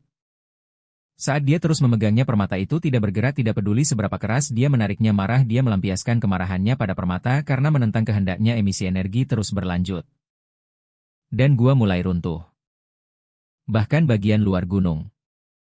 Sementara itu seorang wanita bernama Freya merasakannya dan berkata seseorang akan datang. Dia dengan senang hati berbalik dan menyatakan bahwa seseorang akan datang untuk menyelamatkannya. Para penculiknya bingung. Setelah mendengar kata-kata tidak masuk akalnya, dia kemudian memberitahu bahwa tidak ada jiwa di gunung ini. Para penculik kemudian mulai menggoda satu sama lain yang membuatnya dengan jijik meminta mereka untuk berhenti. Saat mereka terus bertengkar, Hiro lewat di belakang mereka sambil mengenakan penyamaran. Para penculik terkejut dan mengancamnya untuk tidak ikut campur. Sementara itu Freya senang melihat seseorang yang mungkin menyelamatkannya, tetapi Hiro hanya terus berjalan tanpa memperhatikan ketiga orang itu. Para penculik merasa senang karena dia tampak ketakutan. Karena dia berjalan menjauh, tetapi Freya putus asa meminta bantuan melalui komunikasi roh. meskipun mendengar bahwa dia berasal dari Universitas Hawking. Para penculik terus mengganggunya tetapi kemudian minat Hiro akhirnya terpicu ketika dia mendengar tentang universitas itu. Freya terus menjelaskan afiliasinya dengan universitas. Sementara para penculik terkejut. Dia menawarkan untuk memperkenalkannya kepada universitas sebagai imbalan untuk menyelamatkannya. Para penculik mengejek Freya. Karena berharap bahwa pria itu akan menyelamatkannya, salah satu dari mereka mulai menyerangnya membuatnya meringkuk ketakutan dengan itu. Dia menggunakan keterampilannya untuk teleportasi menjauh dari penculik. Hiro terkejut. Ketika Freya mulai teleportasi di belakangnya, dia mampu teleportasi tetapi dia masih terikat oleh tali. Menyadari hal ini, Hiro bertanya-tanya keterampilan apa yang baru saja digunakan Freya. Para penculik berubah menjadi bentuk manusia serigala mereka. Dan memutuskan untuk menyingkirkan mereka. Melihat mereka, Hiro tetap terkejut. Freya memperingatkan bahwa mereka berdua adalah pengubah binatang level 16. Salah satu serigala tidak membuang waktu dan segera menyerangnya sehingga Hiro segera memanggil Grim Reaper-nya. Manusia serigala terkejut saat Grim Reaper mengayunkan sabitnya ke arahnya tetapi setelah melihat bahwa dia hanyalah seorang pemanggil level 13 mereka mulai tertawa padanya. Hiro melontarkan senyum sinis dan membalas. Mengejek mereka sebagai anjing belaka. Manusia serigala marah dan menggeram padanya mengancam akan membunuhnya. Freya dengan panik bertanya mengapa dia memprovokasi dia. Karena itu manusia serigala memasuki keadaan peningkatan sekunder. Freya menjelaskan bahwa fluktuasi energinya sekarang telah mencapai level 18 tetapi bertentangan dengan nasihatnya. Hiro segera memerintahkan Grim Reaper untuk menyerang dia dengan percaya diri menyatakan bahwa dia bahkan belum menggunakan seluruh kekuatannya. Grim Reaper mengangkat kapaknya. Kemudian mengayunkan dengan pukulan berat ke arah manusia serigala. Manusia serigala terkejut bahwa makhluk yang dipanggil terlalu kuat untuk seorang level 13. Dia kemudian terkejut merasakan niat membunuh lain yang diarahkan padanya. Dia segera mendorong Grim Reaper menjauh dan mundur dari rekannya.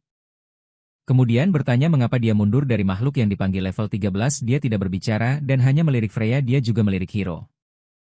Tetapi dia tidak merasakan niat membunuh dari mereka. Dia juga sangat menyadari bahwa itu tidak berasal dari makhluk yang dipanggil juga.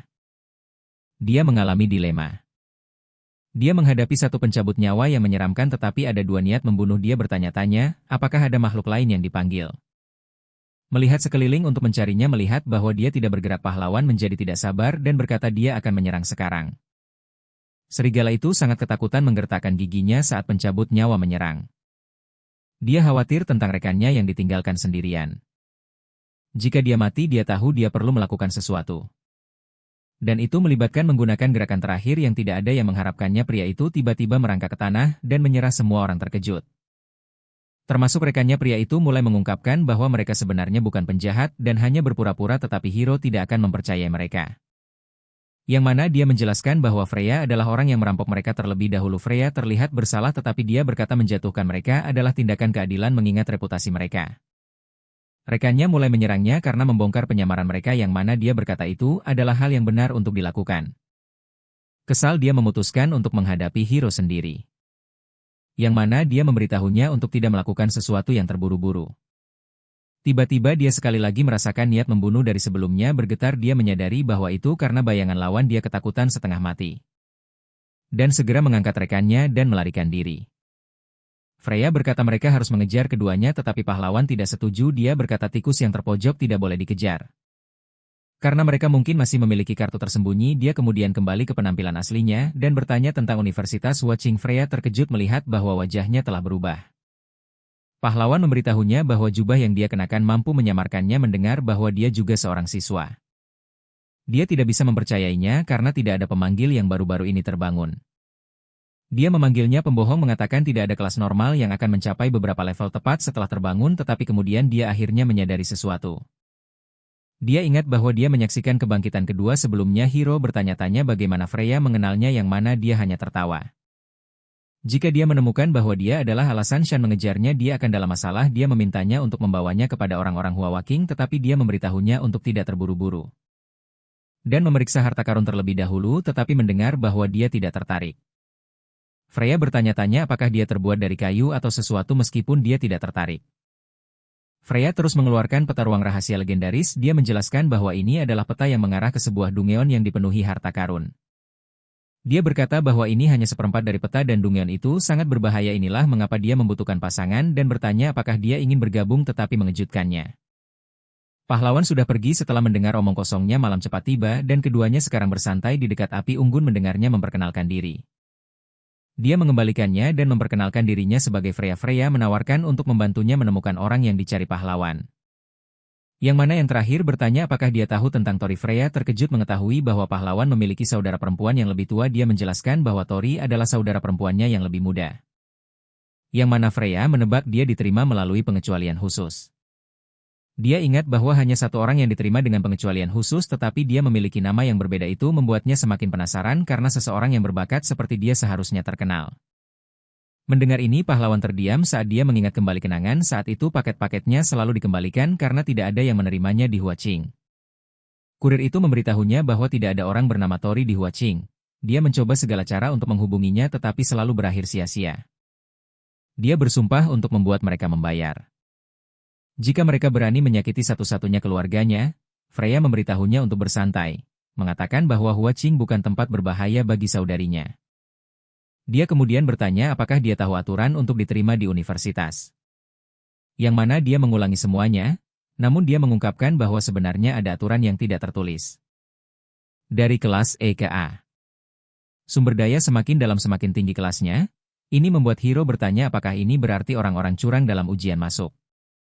Tetapi lebih dari itu, mereka benar-benar membuat pesaing menghilang, terutama seorang awak kedua sepertinya, inilah sebabnya lebih baik. Jika dia tidak mengincar tempat yang lebih tinggi di sekolah, dia kemudian berdiri sambil menguap saat dia mengatakan bahwa dia mengantuk. Tetapi di dalam hatinya, dia berharap dia memohon padanya untuk menjadi rekan satu timnya, tetapi melihatnya masih tidak tertarik. Dia bertanya apakah dia tidak ingin masuk kelas A dan bergabung dengannya. Dia kemudian terkejut. Ketika dia mulai mengulangi situasi dengan wawasan mendalam, dia tahu bahwa sebagian besar berakhir di kelas E hingga B dan tidak ada yang pernah masuk kelas. Alasan untuk ini adalah karena yang kuat tidak dibesarkan di rumah kaca. Mengandalkan tim untuk naik membuat seseorang menjadi malas. Dan itu membunuh seseorang di dunia di mana kekuatan adalah segalanya. Inilah sebabnya Hiro penasaran mengapa dia begitu berdedikasi untuk merekrutnya, kata-katanya tepat sasaran. Dan Freya merasa bersalah saat dia berbicara. Dia tidak berpikir dia akan secerdas ini dan mengakui bahwa dia memang merekrutnya tetapi lebih seperti investasi. Karena dia hanya bisa melihat potensi masa depannya. Dia juga mengungkapkan bahwa semua ini karena dia mempercayai firasatnya yang lebih kuat daripada kebanyakan orang. Inilah sebabnya dia tidak bisa tidak menunggu sampai dia tumbuh cukup kuat untuk mengubah dunia. Dia tahu bahwa ketika itu terjadi, banyak yang akan tertinggal di kota. Jalanan sibuk dan dipenuhi dengan gema transaksi bisnis, Hiro mendapati dirinya berkeliaran di jalanan yang ramai.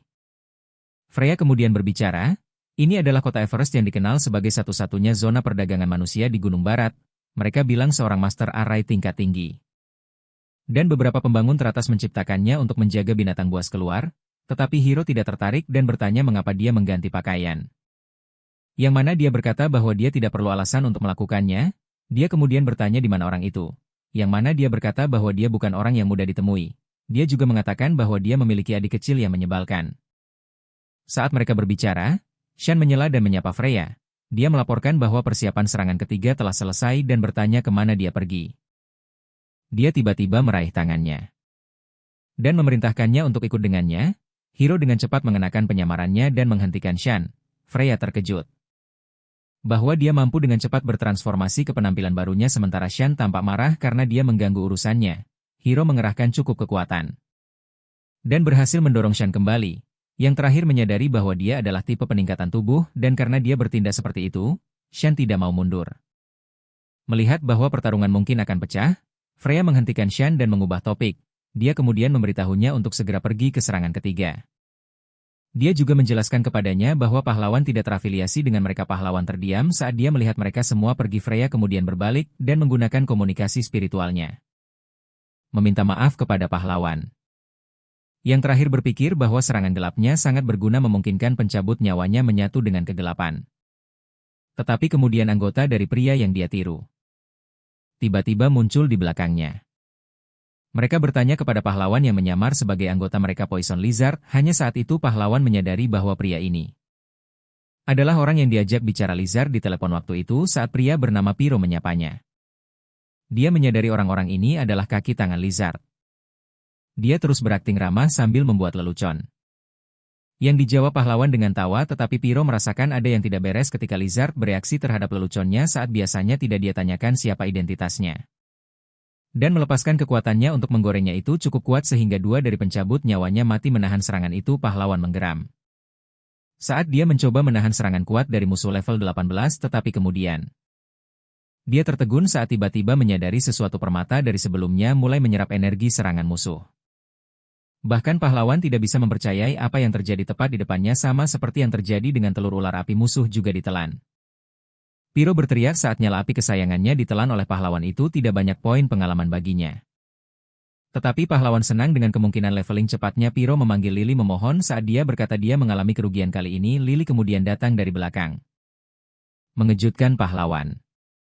Dia memintanya untuk mengembalikan api Piro dengan mengatakan bahwa dia hanya menghukumnya karena meninggalkan perintah. Pahlawan menggoda dia bertanya apakah mereka sekarang percaya bahwa dia adalah Poison Lizard yang asli.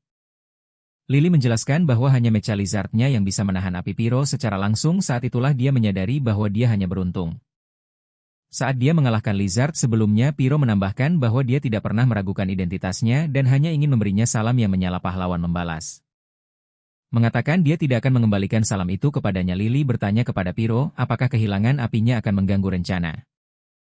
Yang dijawabnya hampir tidak mendengar ini. Dia memberitahunya untuk menganggap ini sebagai pelajaran dan mendesak semua orang untuk segera bergerak. Piro sangat kecewa bahwa api kesayangannya ditelan di belakang mereka adalah pahlawan. Melihat mereka dengan sangat hati-hati terutama pada Lily, Piro kemudian menyuruhnya untuk segera bergerak dan membantu mereka dengan pekerjaan itu. Ketiga dari mereka terus berjalan di jalan sementara di arena. Freya tampak marah saat dia berjalan bersama Shan. Dia sedang melihat-lihat mencoba mencari hero di tempat itu. Keduanya kemudian memasuki sebuah gedung. Dan Shan menekan tombol lift untuk lantai yang ingin dia tuju. Dia kemudian berkata bahwa kapten hanya level 25 di tempat ini dan saudaranya ingin mendapatkannya. Setelah mencapai lantai 17. Seseorang masuk ke dalam lift. Itu adalah Wendy dan Lester yang berbicara tentang tidak pergi ke lantai 18 karena seseorang tertentu. Wendy kemudian bertanya apakah dia takut pada orang itu. Yang dijawab Lester, dia hanya ingin menguji raja kelas 2A dari senior ke junior, tetapi Wendy tahu bahwa bisa seimbang dengan orang itu akan menjadi sebuah keajaiban. Lester kemudian menyebutkan bahwa kontes berburu gulungan emas sudah terganggu. Mereka kemudian melihat ke bawah di platform sambil mengomentari binatang langka di bawah mereka. Di arena seorang pria terlihat berhadapan dengan binatang besar. Dia terengah-engah sambil memegang pedangnya, tetapi dia tidak mau menyerah. Itu tidak lain adalah Jin. Bersumpah dia akan menyelamatkan timnya. Melihatnya, Hiro bertanya-tanya mengapa dia berada di tempat itu. Piro kemudian bertanya apakah dia mengenal pria yang bertarung di bawah. Dia membantah, mengatakan dia hanya penasaran jenis pria seperti apa yang bertarung di pertandingan yang putus asa. Piro kemudian memberitahunya bahwa seseorang memaksa Jen ke dalam kontrak budak dan menjadi alat belaka. Dia juga memperhatikan bahwa itu bukan sesuatu yang bisa diatur oleh Lizard karena dia telah melakukan yang lebih buruk. Tetapi mendengar Hiro mengancamnya, dia segera mengalihkan topik. Tiba-tiba Lily muncul di belakang mereka dan berkata dia sudah memetakan semuanya. Banyak orang dari Huawei telah tiba dan mereka perlu berhati-hati. Lily kemudian berbalik kepada Piro mengingatkannya untuk mengambil hal-hal dengan serius. Hiro kemudian terkejut ketika terungkap bahwa mereka akan merampok mereka dalam waktu dekat. Program telah dimulai dan pembawa acara secara resmi memulai grand finale lelang. Dia memperkenalkan kepada semua orang barang terakhir, yang merupakan barang langka dan super hebat dari guild. Mendengar pengantar itu, kerumunan sangat penasaran. Tentang harta karun apa ini? Pembawa acara berkata kerumunan mungkin telah melihat banyak harta biasa, tetapi yang satu ini berbeda. Dia kemudian bertanya kepada semua orang apakah mereka sudah pernah melihat harta humanoid. Di kursi VIP, Yuki duduk bersama Freya dan Shan sebagai perwakilan dari Hunter Society. Pembawa acara tidak ingin membuang waktu dan segera menunjukkan kepada semua orang harta yang dia bicarakan. Mereka kemudian membawa keluar sebuah kandang, menunjukkan siluet monster di dalamnya. Hiro terkejut melihat ini. Mereka kemudian mengungkapkan bahwa ini adalah wanita laba-laba dengan wajah manusia. Belum pernah melihat sesuatu seperti ini sebelumnya. Kerumunan sangat terkejut. Wanita laba-laba itu canggung saat semua orang menontonnya dari layar. Shan mengungkapkan bahwa tidak akan ada catatan tentang monster ini karena itu adalah spesimen langka. Dia menambahkan bahwa mereka akan menggunakan monster ini untuk mencapai tujuan mereka. Freya terkejut mendengar bahwa mereka akan memperlakukan monster malang itu sebagai alat. Shan dengan bersemangat mengungkapkan bahwa dia bukan hanya monster biasa tetapi memiliki sesuatu yang istimewa di dalam dirinya. Tetapi sebelum dia bisa menyelesaikan ucapannya, salah satu anak buahnya tiba-tiba terlempar jauh. Shan melihat Yuki dengan ketakutan di matanya.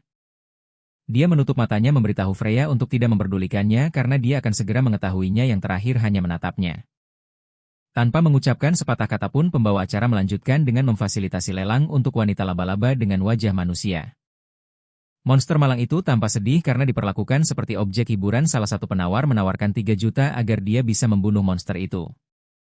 Pebisnis lain menawarkan 4 juta agar dia bisa menyiksanya. Sementara itu, penawar lain yang pahit mengenakan ekspresi kotor saat memikirkan ide-ide menjijikan, tetapi sebelum dia bisa menyelesaikan kata-katanya, dia tiba-tiba merasakan sakit tajam di tubuhnya. Dari dadanya, sebuah jejak bunga mulai mekar dan mengejutkannya. Penonton yang berpikiran kotor lainnya bertanya kepada pria itu apa yang ingin dia lakukan dengan wanita laba-laba. Tiba-tiba, jejak bunga di dadanya bersinar lebih terang, melepaskan batang dan tanaman ungu ke seluruh tempat, yang membuat semua orang ketakutan. Semua yang bersentuhan dengan bunga itu kemudian terinfeksi. Kehidupan mereka tersedot keluar dari tubuh mereka. Melihat ini, pembawa acara lelang segera meminta bantuan untuk situasi ini. Tiba-tiba dia berbalik saat menyadari sesuatu dari belakang. Bertengger di atas kandang adalah Piro. Mengejutkan pembawa acara lelang ketika dia melihatnya, dia kemudian dengan sopan bertanya apakah dia mengenal seseorang dari Universitas Huaqing. Pembawa acara itu menjawab dengan ragu, mengatakan beberapa ruang VIP di lantai 2 memiliki mereka. Pira melihat ke atas dan melihat bahwa ada banyak ruang di lantai 2. Dia kemudian mengeluarkan bazooka-nya, mengatakan dia tidak punya pilihan selain menembak satu persatu. Laras senjatanya mulai mengkondensasi energi saat mengisi ulang. Setelah itu, dia melepaskan sinar kuat untuk menjatuhkan mereka. Sinar itu melintasi udara. Saat menyebar menjadi serangan terpisah, serangan seperti jiwa ini mulai memakan setiap ruangan di lantai 2. Piro tertawa gila saat dia mulai membuat kekacauan di seluruh tempat. Sementara itu Yuki tetap diam di kursinya, tidak terganggu oleh serangan. Saat dia melindungi dirinya dengan sebuah penghalang, dia hanya menatap ke depan dengan tatapan garang di sisi lain. Sean dan Freya bertanya-tanya apa yang baru saja terjadi. Yuki kemudian melirik ke samping bertanya mengapa mereka tidak mati. Itu adalah Lester dan Wendy, muncul dari celah di dinding. Lester kemudian bertanya di mana anggota lain dari Hunter Society. Yang dijawab Wendy bahwa mereka pasti sudah pergi lebih awal setelah bocornya berita.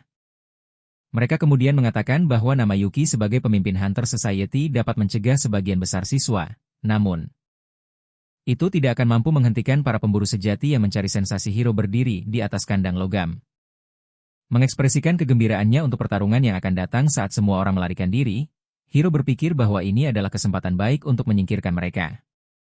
Dan hanya untuk memastikan, dia berencana mengirim salah satu pencabut nyawanya untuk memeriksanya. Tiba-tiba dia mendengar seseorang memanggil nama aslinya dari belakang. Dia berbalik untuk memeriksa, bertanya apakah orang di belakang mengenalinya. Jin menjelaskan bahwa itu karena dia melihat seorang pria mati berjalan lagi. Jadi dia menebak apa yang telah terjadi. Pahlawan mencoba mengatakan bahwa dia mungkin adalah kadal yang sebenarnya dan berencana untuk membunuhnya lagi, tetapi Jin sepenuhnya percaya bahwa dia benar-benar pahlawan. Saat semua orang mencoba untuk lari dan melarikan diri, Jin terus memberitahu pahlawan bahwa dia perlu mengantarkan suratnya kepada keluarganya. Dia menyerahkan surat itu kepadanya dan meyakinkan bahwa keluarganya akan membalas budi. Pahlawan bertanya apakah itu karena kontrak budak yang membuatnya tidak bisa melakukannya sendiri. Jin terdiam mengatakan bahwa dia masih memiliki sesuatu yang tersisa untuk dilakukan. Dia dengan sedih meninggalkan tempat itu, mengatakan bahwa dia tidak akan pernah bisa kembali lagi. Sementara itu, siswa lain terjatuh ke lututnya. Tetapi meskipun begitu, Piro masih merasa bosan setelah mengalahkan begitu banyak siswa. Tetapi yang mengejutkannya, seseorang tiba-tiba bertepuk tangan dan memuji keberaniannya karena menantang makhluk humanoid. Di sana berdiri seorang pria yang memerintahkannya untuk meletakkan wanita laba-laba dan pergi. Dia berkata bahwa dia bukan lawannya dan targetnya berada di tempat lain. Piro tidak suka pria ini merendahkan dirinya. Dia merasa marah. Dia kemudian berbalik kepada Lily dan memintanya untuk membunuhnya, tetapi dia berkata bahwa dia sedang memprovokasi Piro dan bukan dia. Tetapi Piro tahu bahwa dia tidak bisa menyamainya. Dia hanya ingin menyelamatkan martabatnya. Pria tua itu tersenyum geli melihat sikapnya yang santai. Dia tidak membuang waktu dan melompat ke arahnya, mendaratkan pukulan keras di dagunya yang membuatnya terbang. Pukulan itu begitu kuat sehingga menghantamnya ke dinding. Shan dan Freya terkejut melihat Piro terjatuh hanya dengan satu pukulan dari pria tua itu. Freya kemudian menyuruhnya untuk melihat pria tua itu dengan seksama. Ternyata pria tua ini sebenarnya adalah pemburu level 23 dengan profesi petinju yang meledak. Pria itu mulai mencemooh siswa-siswa Universitas Suawaking. Mengatakan bahwa mereka terlalu lemah, tetapi mendengar ini, Wendy tidak bisa menahan tawa. Pria tua itu bingung dan bertanya apa yang dia tertawakan. Wendy kemudian bertanya kepadanya, apakah Universitas Suawaking adalah tempat di mana orang-orang seperti dia bisa masuk dengan mudah? Pria tua itu berubah sikap dan bernegosiasi dengan mereka. Wendy berbalik kepada Lester meminta agar dia menangani pria tua itu. Lester kemudian memberitahu pria tua itu bahwa level bukanlah segalanya. Sementara itu, Hiro mendengarkan percakapan mereka dari wujud Grim Reaper-nya. Di sisi lain ada Yuki, yang sedang menikmati secangkir teh dan tetap tenang. Lester mulai mengisi energinya, mengatakan bahwa selisih 3 level tidak ada artinya baginya. Dengan satu gerakan cepat, Lester berhasil mendekati pria tua itu dalam waktu singkat. Dia kemudian melepaskan pukulan yang kuat. Cukup untuk membuat pria tua itu terjatuh ke tanah. Dia sangat marah, harga dirinya tidak bisa menerima bahwa dia terjatuh, tetapi sebelum dia sempat marah, tangannya mulai membeku. Tetapi Lester tidak akan memberinya ruang untuk pulih dan menyerangnya. Namun dia juga terkejut melihat apa yang terjadi pada pria tua itu. Percikan mulai meliputi tubuh pria tua itu saat dia mengerang kesakitan. Lester tidak bisa menghentikan dirinya dan langsung menuju pria tua itu.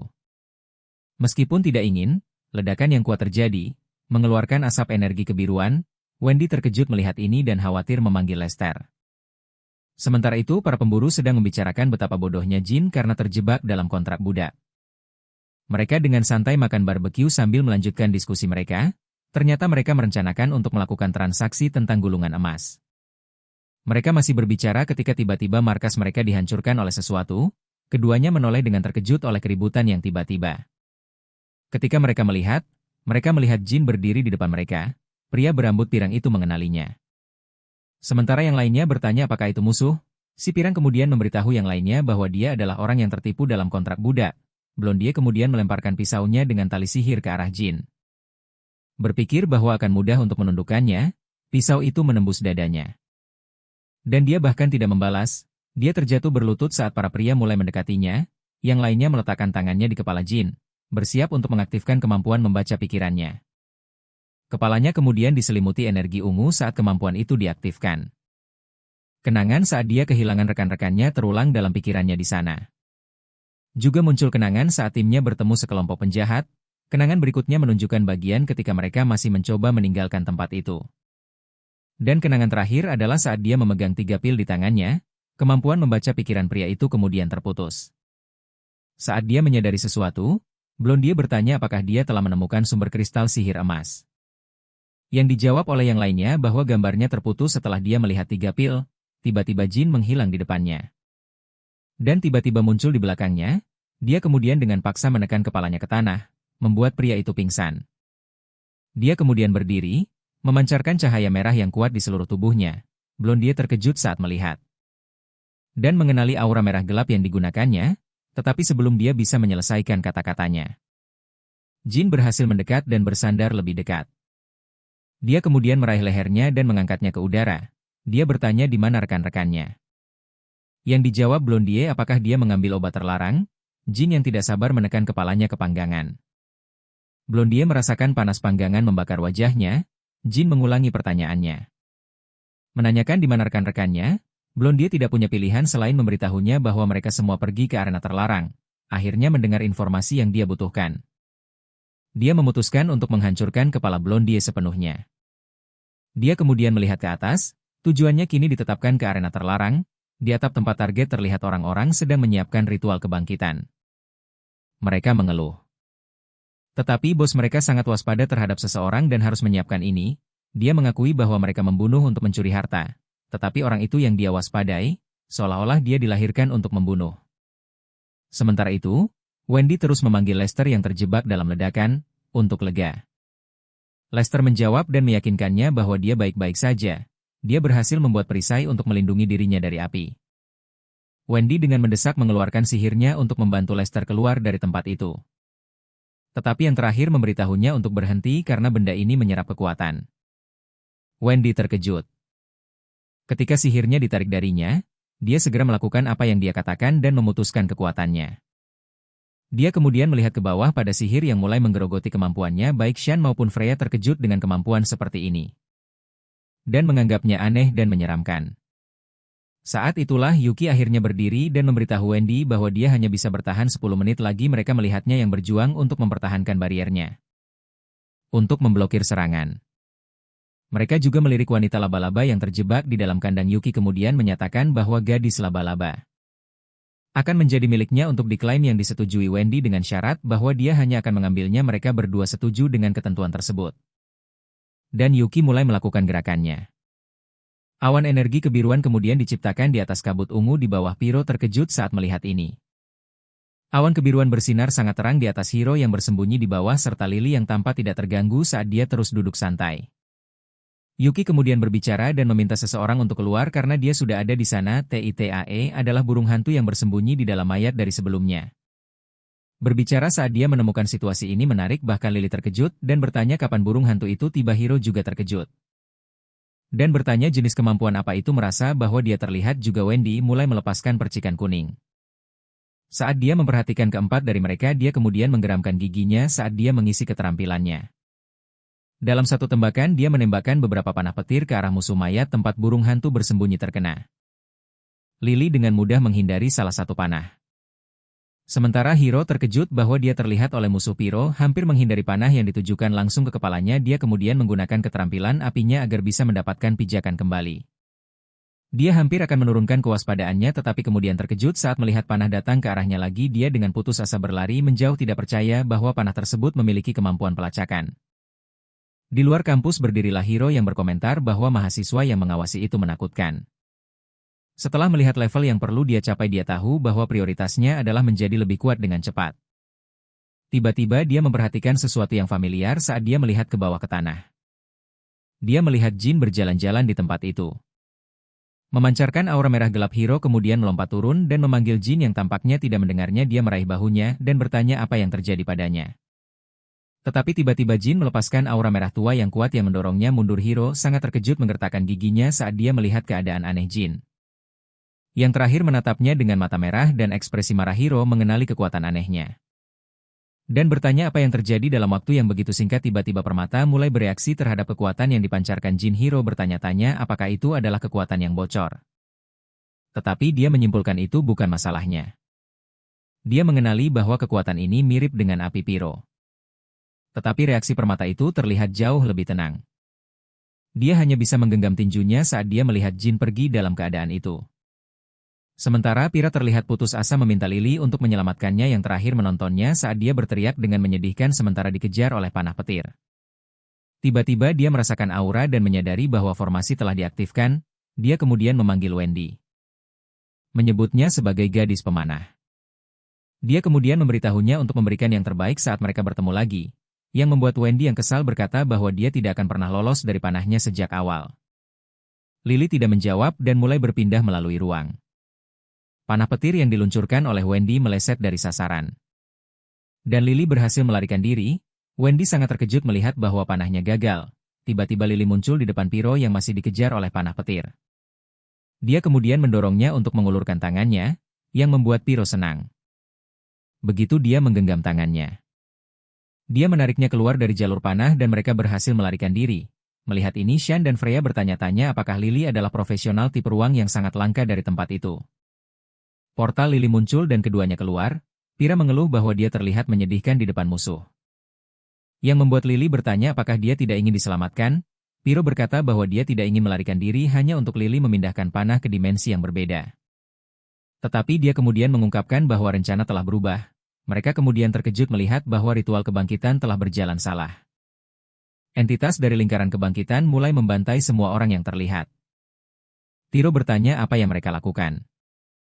Sementara Lily berkata bahwa mereka mencoba membangkitkan laba-laba bermuka manusia. Yuki dan Hunter Society bersama Wendy dan Lester berdiri di depan laba-laba manusia. Mereka berencana untuk mengungkapkan bentuk asli monster ini. Energi tidak stabil dari ritual kebangkitan mulai mengamuk dengan liar. Kemudian menembakkan sinar merah yang kuat ke langit. Piro melihat ke atas dengan kagum.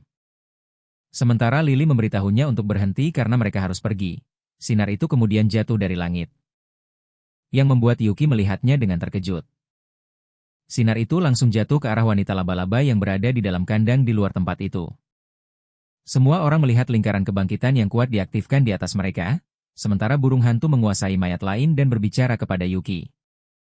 Dia kemudian tersenyum lebar, memulai pembantaian seluruh kota, lingkaran kebangkitan semakin intens. Dan mengeluarkan jumlah energi yang lebih besar, semua orang yang melihat ini mengenali bahwa itu berasal dari 18 tempat terlarang. Dari lingkaran kebangkitan di langit muncul jaring laba-laba, wanita laba-laba kemudian melompat ke atasnya memutar lebih banyak jaring untuk membungkus dirinya. Saat dia mendarat di atasnya, Hiro melihat ke atas bertanya-tanya apa itu. Kemudian terungkap bahwa semua mangsa dalam jarak 1 kilometer dari domain ini levelnya ditekan. Saat dia menyaksikan wanita laba-laba membungkus dirinya, Hiro bertanya-tanya bagaimana dia akan berburu. Tetapi tiba-tiba banyak laba-laba dipanggil dari jaringnya dan turun ke arah penduduk kota. Semua orang berlari dengan putus asa. Saat laba-laba mulai membunuh mereka satu persatu, Hiro memuji kecerdikan wanita laba-laba karena menggunakan panggilan untuk menyerap poin pengalaman. Namun monster-monster ini saja tidak akan cukup untuk mengalahkannya. Hiro melompat ke udara mengincar salah satu laba-laba saat dia bersiap untuk menyerang. Dari bawah tanah, sang pencabut nyawa kemudian muncul sambil memegang tombak. Itu kemudian menembus kepala laba-laba dan meluncur langsung ke wanita laba-laba di udara. Pahlawan meraih tombak dan meluncur dengan momentum itu. Tombak itu membawanya langsung ke kepompong wanita laba-laba. Dia kemudian mengeluarkan permata. Merencanakan untuk mengalahkan pemimpin terlebih dahulu. Permata itu mulai menyerap energi wanita laba-laba. Melihat bahwa tidak ada perlawanan, pahlawan menurunkan kewaspadaannya. Wanita laba-laba di dalam kepompong sedang tidur sambil menyerap poin pengalaman. Tetapi sedikit yang diketahui semua orang, tanda di belakang tengkuknya mulai bersinar kemudian mekar dan melepaskan banyak cacing kecil yang merayap di tubuhnya. Tiba-tiba Hiro merasakan sesuatu yang berbeda.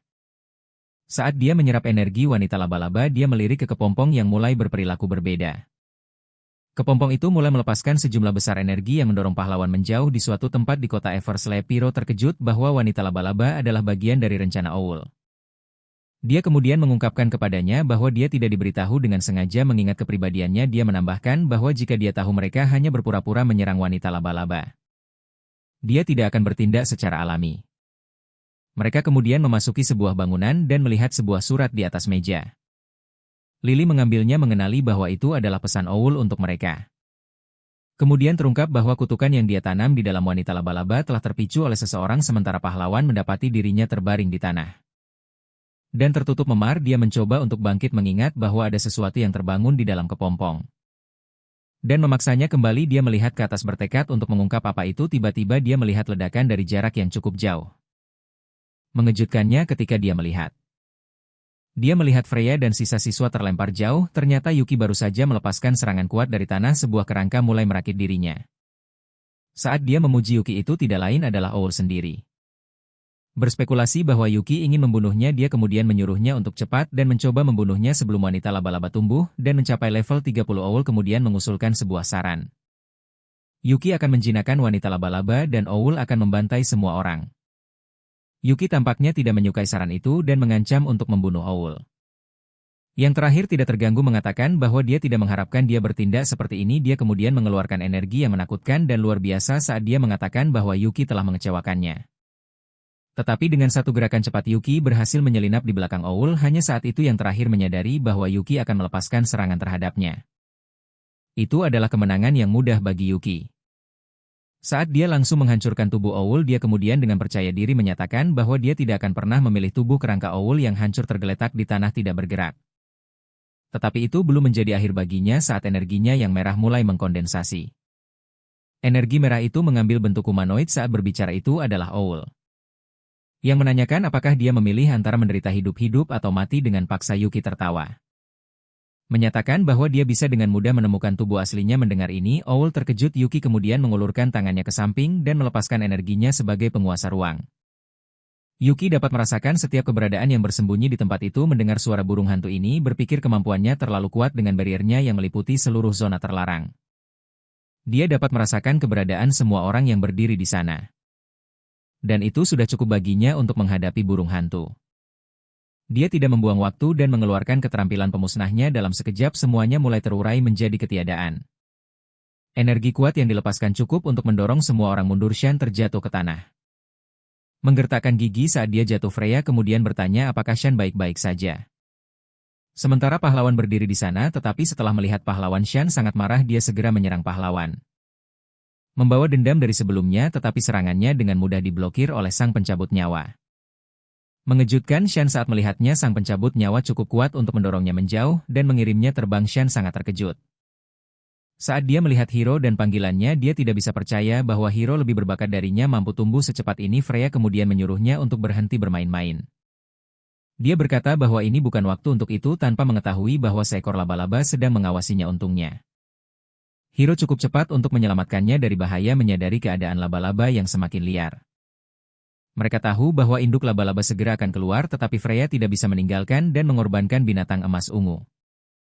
Itu adalah garis keturunan yang belum muncul selama berabad-abad dan muncul kurang dari 5% dalam sejarah semua monster, tetapi tetap saja risiko yang harus mereka hadapi sekarang terlalu besar. Sementara itu, Yuki menyatakan bahwa burung hantu adalah yang pertama berhasil melarikan diri dari keterampilan pemusnahannya. Dengan percaya diri, dia menyatakan bahwa dia akan mengingatnya sementara dua pemburu lainnya terlihat di luar tempat itu. Burung hantu berkata bahwa Yuki bukan target yang mudah. Sementara Baki berkata bahwa segalanya tidak berjalan sesuai rencananya. Dia menambahkan bahwa Yuki tidak akan pernah berpura-pura lemah mengingat kepribadiannya. Mengetahui Yuki adalah tipe ruang, burung hantu menduga bahwa Yuki hanya memutuskan dirinya dari penekanan domain.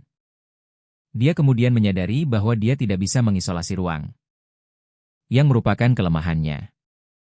Baki menutup matanya dan bertanya mengapa dia di sana, yang dijawabnya bahwa dia awalnya hanya datang untuk memeriksa parasit kutukan yang dia tanam pada wanita laba-laba. Saat Baki berdiri, burung hantu mengingatkannya untuk tidak merusak rencana. Mendengar sikapnya yang menantang, burung hantu tidak menghela napas dan berkata bahwa dia sama sekali tidak disiplin. Tetapi tetap saja ini bukan perjalanan yang sia-sia baginya. Setelah semua, dia menemukan Jin sebagai tuan rumah yang menarik untuk energinya. Burung hantu mengangkat tangannya memanggil bola energi merah tua. Saat dia menyatakan Jin sebagai tuan rumah berikutnya, dia kemudian melepaskan kutukan berbentuk cacing yang tak terhitung jumlahnya. Menyebarkannya kemana-mana. Cacing-cacing itu mulai menggali ke dalam tubuh manusia yang mereka temukan. Menggali melalui punggung dan dada mereka. Untuk memasuki tubuh mereka, salah satu cacing ini kemudian mendekati Jin. Memasuki tubuhnya melalui belakang kepalanya. Sekarang rencana burung hantu siap untuk terbentuk. Dengan banyaknya orang yang terinfeksi ini, dia berencana untuk melahirkan raja baru melalui tubuh Jin. Manusia yang terinfeksi mengaum saat mereka bergegas menuju Jin. Hiro melihat ini dan mengenali pria tua itu. Untuk itu Freya bertanya apakah dia mengenali seseorang. Dia mengungkapkan bahwa dia pernah bergabung dengan kelompok Jin. Orang yang sekarang dikerumuni Freya merasakan ada yang tidak beres, menduga dia telah mengonsumsi setidaknya 3 pil terlarang. Pil-pil ini diberikan kepada budak yang terikat kontrak. Memegang kekuatan mentah yang tidak bisa ditanggung oleh tubuh manusia. 1 pil merusak bagian dalam. Dan mengonsumsi 3 pasti akan membunuh seseorang. Ternyata alasan dia tidak meledak adalah karena permata menyerap kekuatan pil itu. Sebelumnya Hiro mendekati Jin dan berkata, dia ingin Jin mengantarkan surat itu kepada keluarganya sendiri, tetapi Freya segera menghentikannya. Mengatakan dia tidak bisa pergi. Hiro kemudian bertanya padanya alasan apa yang membuatnya tidak bisa pergi. Freya mengaktifkan kemampuannya, memintanya untuk melihat sendiri. Dia kemudian meletakkan jarinya di dahi Hiro dan mengaktifkan kemampuannya. Sebuah simbol bercahaya di tangannya memancarkan energi hijau. Itu adalah kemampuan yang disebut pohon kehidupan. Hiro bertanya mengapa dia merasa terhubung dengan detak jantungnya. Untuk itu dia berkata bahwa dia bisa menyerap segala kerusakan yang diterima. Hiro mendengar ini, Hiro dengan cemas bertanya pada Freya, apakah dia akan baik-baik saja. Yang terakhir hanya menggoda dia. Dan berkata pohon kehidupannya tidak akan mati. Dengan mudah Hiro membersihkan tenggorokannya. Dan bertanya bagaimana kemampuannya akan menghentikannya. Tetapi ketika dia membuka matanya, dia terkejut dengan apa yang dilihatnya. Dia melihat pohon-pohon yang mewakili kekuatan hidup orang-orang di depannya. Freya menjelaskan bahwa itu adalah pohon kehidupan mereka. Dan pohon Jin yang layu berarti dia sudah mati. Tiba-tiba dia terkejut melihat hal lain, ada parasit yang menempel pada pohon kehidupan Jin dan mengendalikan tubuhnya. Hiro mengenali bahwa kepompong itu memiliki cacing yang sama, mendorongnya untuk bertanya lebih banyak. Dia menggeram sambil Freya memberitahunya bahwa mereka tidak boleh ceroboh.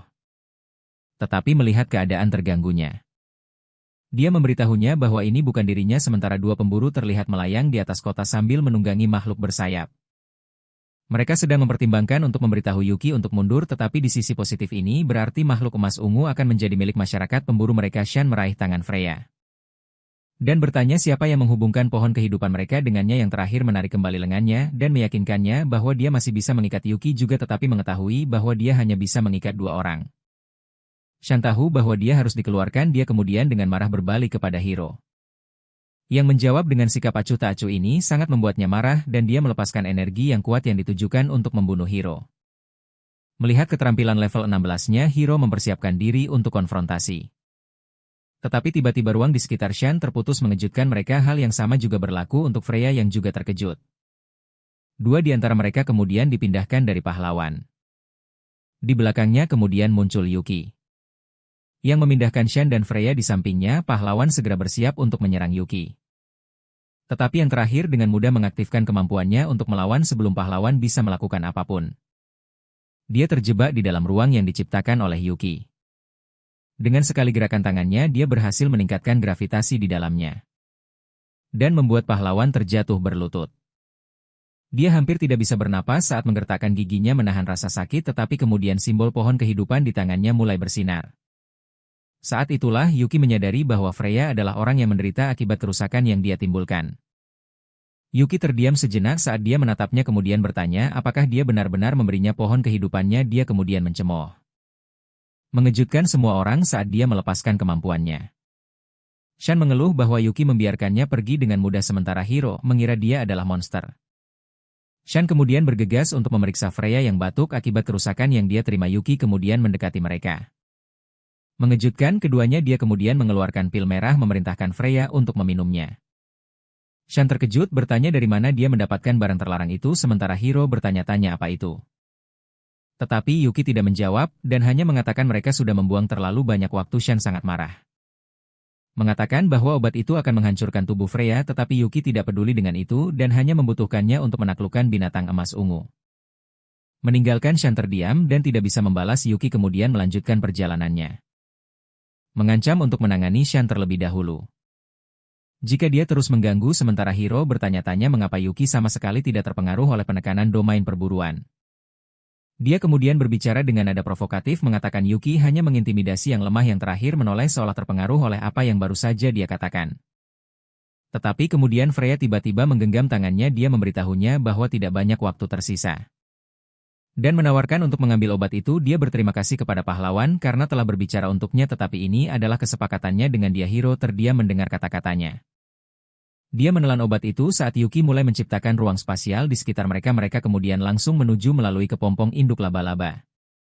Sementara itu Shan dan pahlawan saling memandang terdiam. Saat itulah seekor burung raksasa tiba-tiba mendarat di depannya membawa 2 pemburu. Kedua pemburu itu turun dari burung dan terus bertengkar satu sama lain. Wajah Shan bersinar saat dia melihat mereka teman-temannya. Mereka kemudian bertanya bagaimana situasi bisa berubah seperti ini. Yang dijawabnya itu adalah cerita panjang. Hiro kemudian melihat keduanya berpikir bahwa kedua orang ini kuat. Tiba-tiba Shan menunjuk ke pahlawan. Dan memberitahu keduanya untuk membantunya mengeluarkan pahlawan. Mendengar ini, pahlawan segera mempersiapkan diri untuk bertarung. Salah satu dari mereka tidak repot-repot mendengarkan cerita lengkapnya terlebih dahulu. Dan hanya ingin memuaskan tinju yang gatalnya. Dia berdiri di depan lelaki itu memberitahunya untuk menggunakan kartu trufnya jika dia ingin hidup, sementara Wendy dan Lester berdiri di atas tebing. Mereka melihat ke bawah pada Luke dan Zoya, yang saat ini menghadapi Hiro. Yang terakhir berbicara mengatakan bahwa Luke adalah orang ketiga dari Universitas Watching yang membuatnya kesal. Percaya diri Luke memberinya 1 menit untuk mengucapkan kata-kata terakhirnya. Sedikit yang dia tahu sesuatu dari bayangan Hiro merayap melalui tanah dan mendekati Luke. Wendy dan Lester tidak menyadari apa-apa. Tetapi mereka bisa merasakan ada yang tidak beres ketika Hiro mengangkat tangannya. Saat itulah mereka akhirnya menyadari bahwa itu adalah bayangan. Luke hanya menyadari penyergapan ketika bayangan itu sudah berhasil mendekatinya dari bayangan. Seorang pencabut nyawa muncul dan melancarkan serangan cepat. Luke berhasil menghindar. Meskipun dia terkejut oleh serangan mendadak, tetapi Hiro belum selesai dan mengirim 2 pencabut nyawa lagi untuk serangan lanjutan saat Hiro terus memerintahkan pencabut nyawa dengan kekuatannya. Luke mulai mengaktifkan kemampuannya sebagai respons. Dia mulai berubah menjadi api sementara pencabut nyawa mengacungkan pedangnya ke arahnya. Dia kemudian menusukkan pedangnya ke depan melawan Luke. Yang mana yang terakhir hampir tidak bisa menghindar, bahkan setelah menggunakan keterampilan apinya dia menyadari bahwa pedang itu bahkan melukai wajahnya. Mengejutkannya Hiro melihatnya dengan tatapan dingin dan menghitung saat dia menilai situasi. Lester terkejut bahwa Hiro mampu memaksa Luke keluar dari bentuk apinya yang terakhir mendapatkan kembali posisi bertarungnya dan melihat ke depan mengakui keterampilan Hiro. Tetapi memberitahunya bahwa itu tidak cukup, yang terakhir membalas mengatakan Luke akan mati jika dia berada pada level yang sama dengannya. Sementara Zuya tahu bahwa pertandingan ini akan berakhir sekarang, bentuk api Luke menggandakan kekuatannya. Membuatnya mampu mengalahkan siapapun di bawah level 15 dengan satu serangan. Dia melancarkan serangan dahsyat dari kemarahan apinya yang ditujukan kepada Hiro, sementara yang terakhir menggertakkan gigi. Saat dia bertekad untuk menghancurkan serangan yang datang menjadi berkeping-keping, dia kemudian memanggil semua pencabut nyawa di sampingnya mengaktifkan formasi serangan. Saat dia memperkuat otoritas rajanya dengan satu tebasan berat ke bawah dari pencabut nyawanya, tanah terobek oleh energi ungu Wendy Lester. Dan Shan semua terkejut melihat kekuatan luar biasa itu, bahkan Luke terkejut dan waspada. Melihat serangan yang tampaknya tak terhentikan, saat itulah robot raksasa Zuya tiba-tiba melindungi Luke dari serangan Hiro. Yang terakhir terkejut bertanya-tanya apa yang telah terjadi. Zuya berbicara dari robot mecha, memberitahu Hiro bahwa pertarungan sudah cukup. Tetapi Hiro tampaknya tidak suka bahwa pertandingannya diintervensi. Zuya kemudian mengakui bahwa dia adalah level 13 terkuat yang pernah dia lihat sejauh ini, tetapi saat mereka berbicara Hiro tiba-tiba merasakan sesuatu yang dilemparkan ke arahnya. Dia tahu keterampilan familiar dari anti-sihir. Shan melihat ke arah tangga, dia terlihat tersenyum setelah melakukan taktik kotor. Tetapi kemudian Zuya memarahi Shan dan memberitahunya untuk menyimpan anti-sihir untuk pertarungan melawan bos yang menyedihkan. Shan tidak punya pilihan selain mematuhi. Sementara Hiro merasa bahwa keterampilan anti-sihir yang dilemparkan padanya diangkat, dia kemudian melihat ke atas ke Zuya. Bertanya apa yang diinginkannya. Zuya menonaktifkan robot mechanya dan melompat di depan pahlawan. Dia kemudian memberitahunya bahwa dia ingin memberinya bagian dalam peringkat binatang emas ungu. Mendengar ini, pahlawan tidak bisa mempercayainya dan bertanya apa maksudnya. Dia juga melanjutkan dengan pertanyaan apakah dia bisa membuat keputusan atas nama Yuki. Zuya menjawab bahwa serangan binatang emas ungu memerlukan seorang summoner yang kuat di tempat pertama. Dan melihat ke arah Haro. Mereka memutuskan bahwa dia adalah kandidat yang baik untuk peran tersebut. Zuya menambahkan bahwa membawanya tidak akan menjadi masalah bagi Yuki sendiri mengingat situasi mendengar rencana ini. Saun dengan tegas menyatakan ketidaksetujuannya. Namun Zuya waspada bahwa situasi ini bukanlah hanya gelombang binatang biasa. Luke menyuruhnya untuk berhenti bersikap misterius dan menjelaskan situasi dengan jelas. Hiro kemudian terkejut mendengar bahwa kekacauan gelombang binatang disebabkan oleh kebangkitan binatang iblis tingkat tinggi. Namun semua ini hanyalah spekulasi Zuya. Shan kemudian bertanya apakah situasinya cukup buruk untuk menyebabkan perang besar. Tetapi Zuya akhirnya menjatuhkan bom. Bagaimana mereka tahu hanya satu yang telah terbangun mendengar ini? Pahlawan sangat terganggu. Topik ini mengingatkannya pada sesuatu yang terjadi 10 tahun yang lalu. Ketika konskripsi nasional terakhir terjadi, dia masih seorang anak. Di sana berdiri ibunya menanyakan apa yang salah karena terlihat murung. Dia berkata bahwa dia sedih karena orang tuanya tampaknya akan meninggalkan mereka untuk perjalanan bisnis. Tetapi Hiro tahu mereka tidak pergi untuk perjalanan bisnis tetapi ke tempat yang berbahaya. Kemudian ayahnya ikut bertanya apakah dia tidak selalu mengagumi pahlawan sebelumnya. Dia menambahkan bahwa ini adalah pekerjaan mereka sebagai pahlawan. Untuk membela rumah dan negara mereka. Pahlawan muda hanya bisa melihat mereka dengan kebingungan di wajahnya. Sama dengan adik perempuannya, dia menunduk kembali saat itu meminta maaf kepada orang tuanya karena gagal melindungi adiknya. Tetapi dia menatap dengan bangga sekarang. Dengan percaya diri menyapa ayahnya, dia membawa pelajaran tentang kepahlawanan yang diajarkannya saat itu. Tiba-tiba Yuki melepaskan energi spasial yang kuat. Saat dia melayang di udara, Hiro menatapnya tanpa terpengaruh oleh jumlah energi yang luar biasa. Mengenai dirinya, para siswa dari Hunter Society juga menatap ke atas dengan kagum. Setelah beberapa saat, Yuki menyatakan keberhasilan rencananya. Laba-laba kecil yang meneror kota mulai terurai. Berubah menjadi asap merah saat mereka menghilang satu persatu, efek domain berburu telah menghilang. Mereka tahu Yuki telah menundukkan wanita laba-laba. Lester menyimpulkan bahwa mereka mungkin akan menyerang iblis emas ungu berikutnya dan bertanya apakah mereka masih akan bersaing. Mendengar ini, Wendy menggoda dia karena merasa begitu putus asa, tetapi Lester memiliki alasan yang valid. Dia tidak pernah tahu bahwa kesenjangan kekuatan di antara mereka sebesar ini, namun Wendy tahu bahwa ada alasan mereka dikirim ke sini oleh Presiden, ternyata setelah ramalan. Mereka melihat bahwa Yuki akan menghadapi kemunduran pertama dalam hidupnya. Sementara itu tangan Luke tiba-tiba meledak menjadi api ungu. Zuya dengan cemas memanggil Luke. Sementara yang terakhir tampak tidak waras, Pahlawan segera mempersiapkan dirinya dengan Grim Reaper-nya. Sementara yang terakhir tanpa kehilangan akal pahlawan segera mempersiapkan dirinya dengan pemanah kematian. Tetapi Luke kemudian mengeluarkan sangkar api yang mengurung pahlawan di dalamnya, yang kemudian menyadari bahwa sangkar ini khusus untuk melawan kekuatan nekromansinya. Luke mendekatinya dengan aura menyala. Menyatakan bahwa ini adalah dirinya di puncak. Pahlawan membalas bahwa bentuk puncaknya tampaknya bahkan lebih lambat dari sebelumnya. Luke tidak akan mentolerir penghinaan ini. Dan segera menyerang maju tanpa merasa terganggu. Pahlawan bertanya apakah kecepatan lambatnya disebabkan oleh energinya yang terkuras lebih cepat. Dia tepat sasaran. Luke takut bahwa dia masih akan kalah darinya bahkan di puncaknya. Menolak untuk menerima kenyataan ini, Luke meluncurkan tinju yang menyala ke arah Hiro. Tetapi yang terakhir hanya menatapnya kembali, menyatakan bahwa dia belum menggunakan gerakan ini dalam waktu yang lama.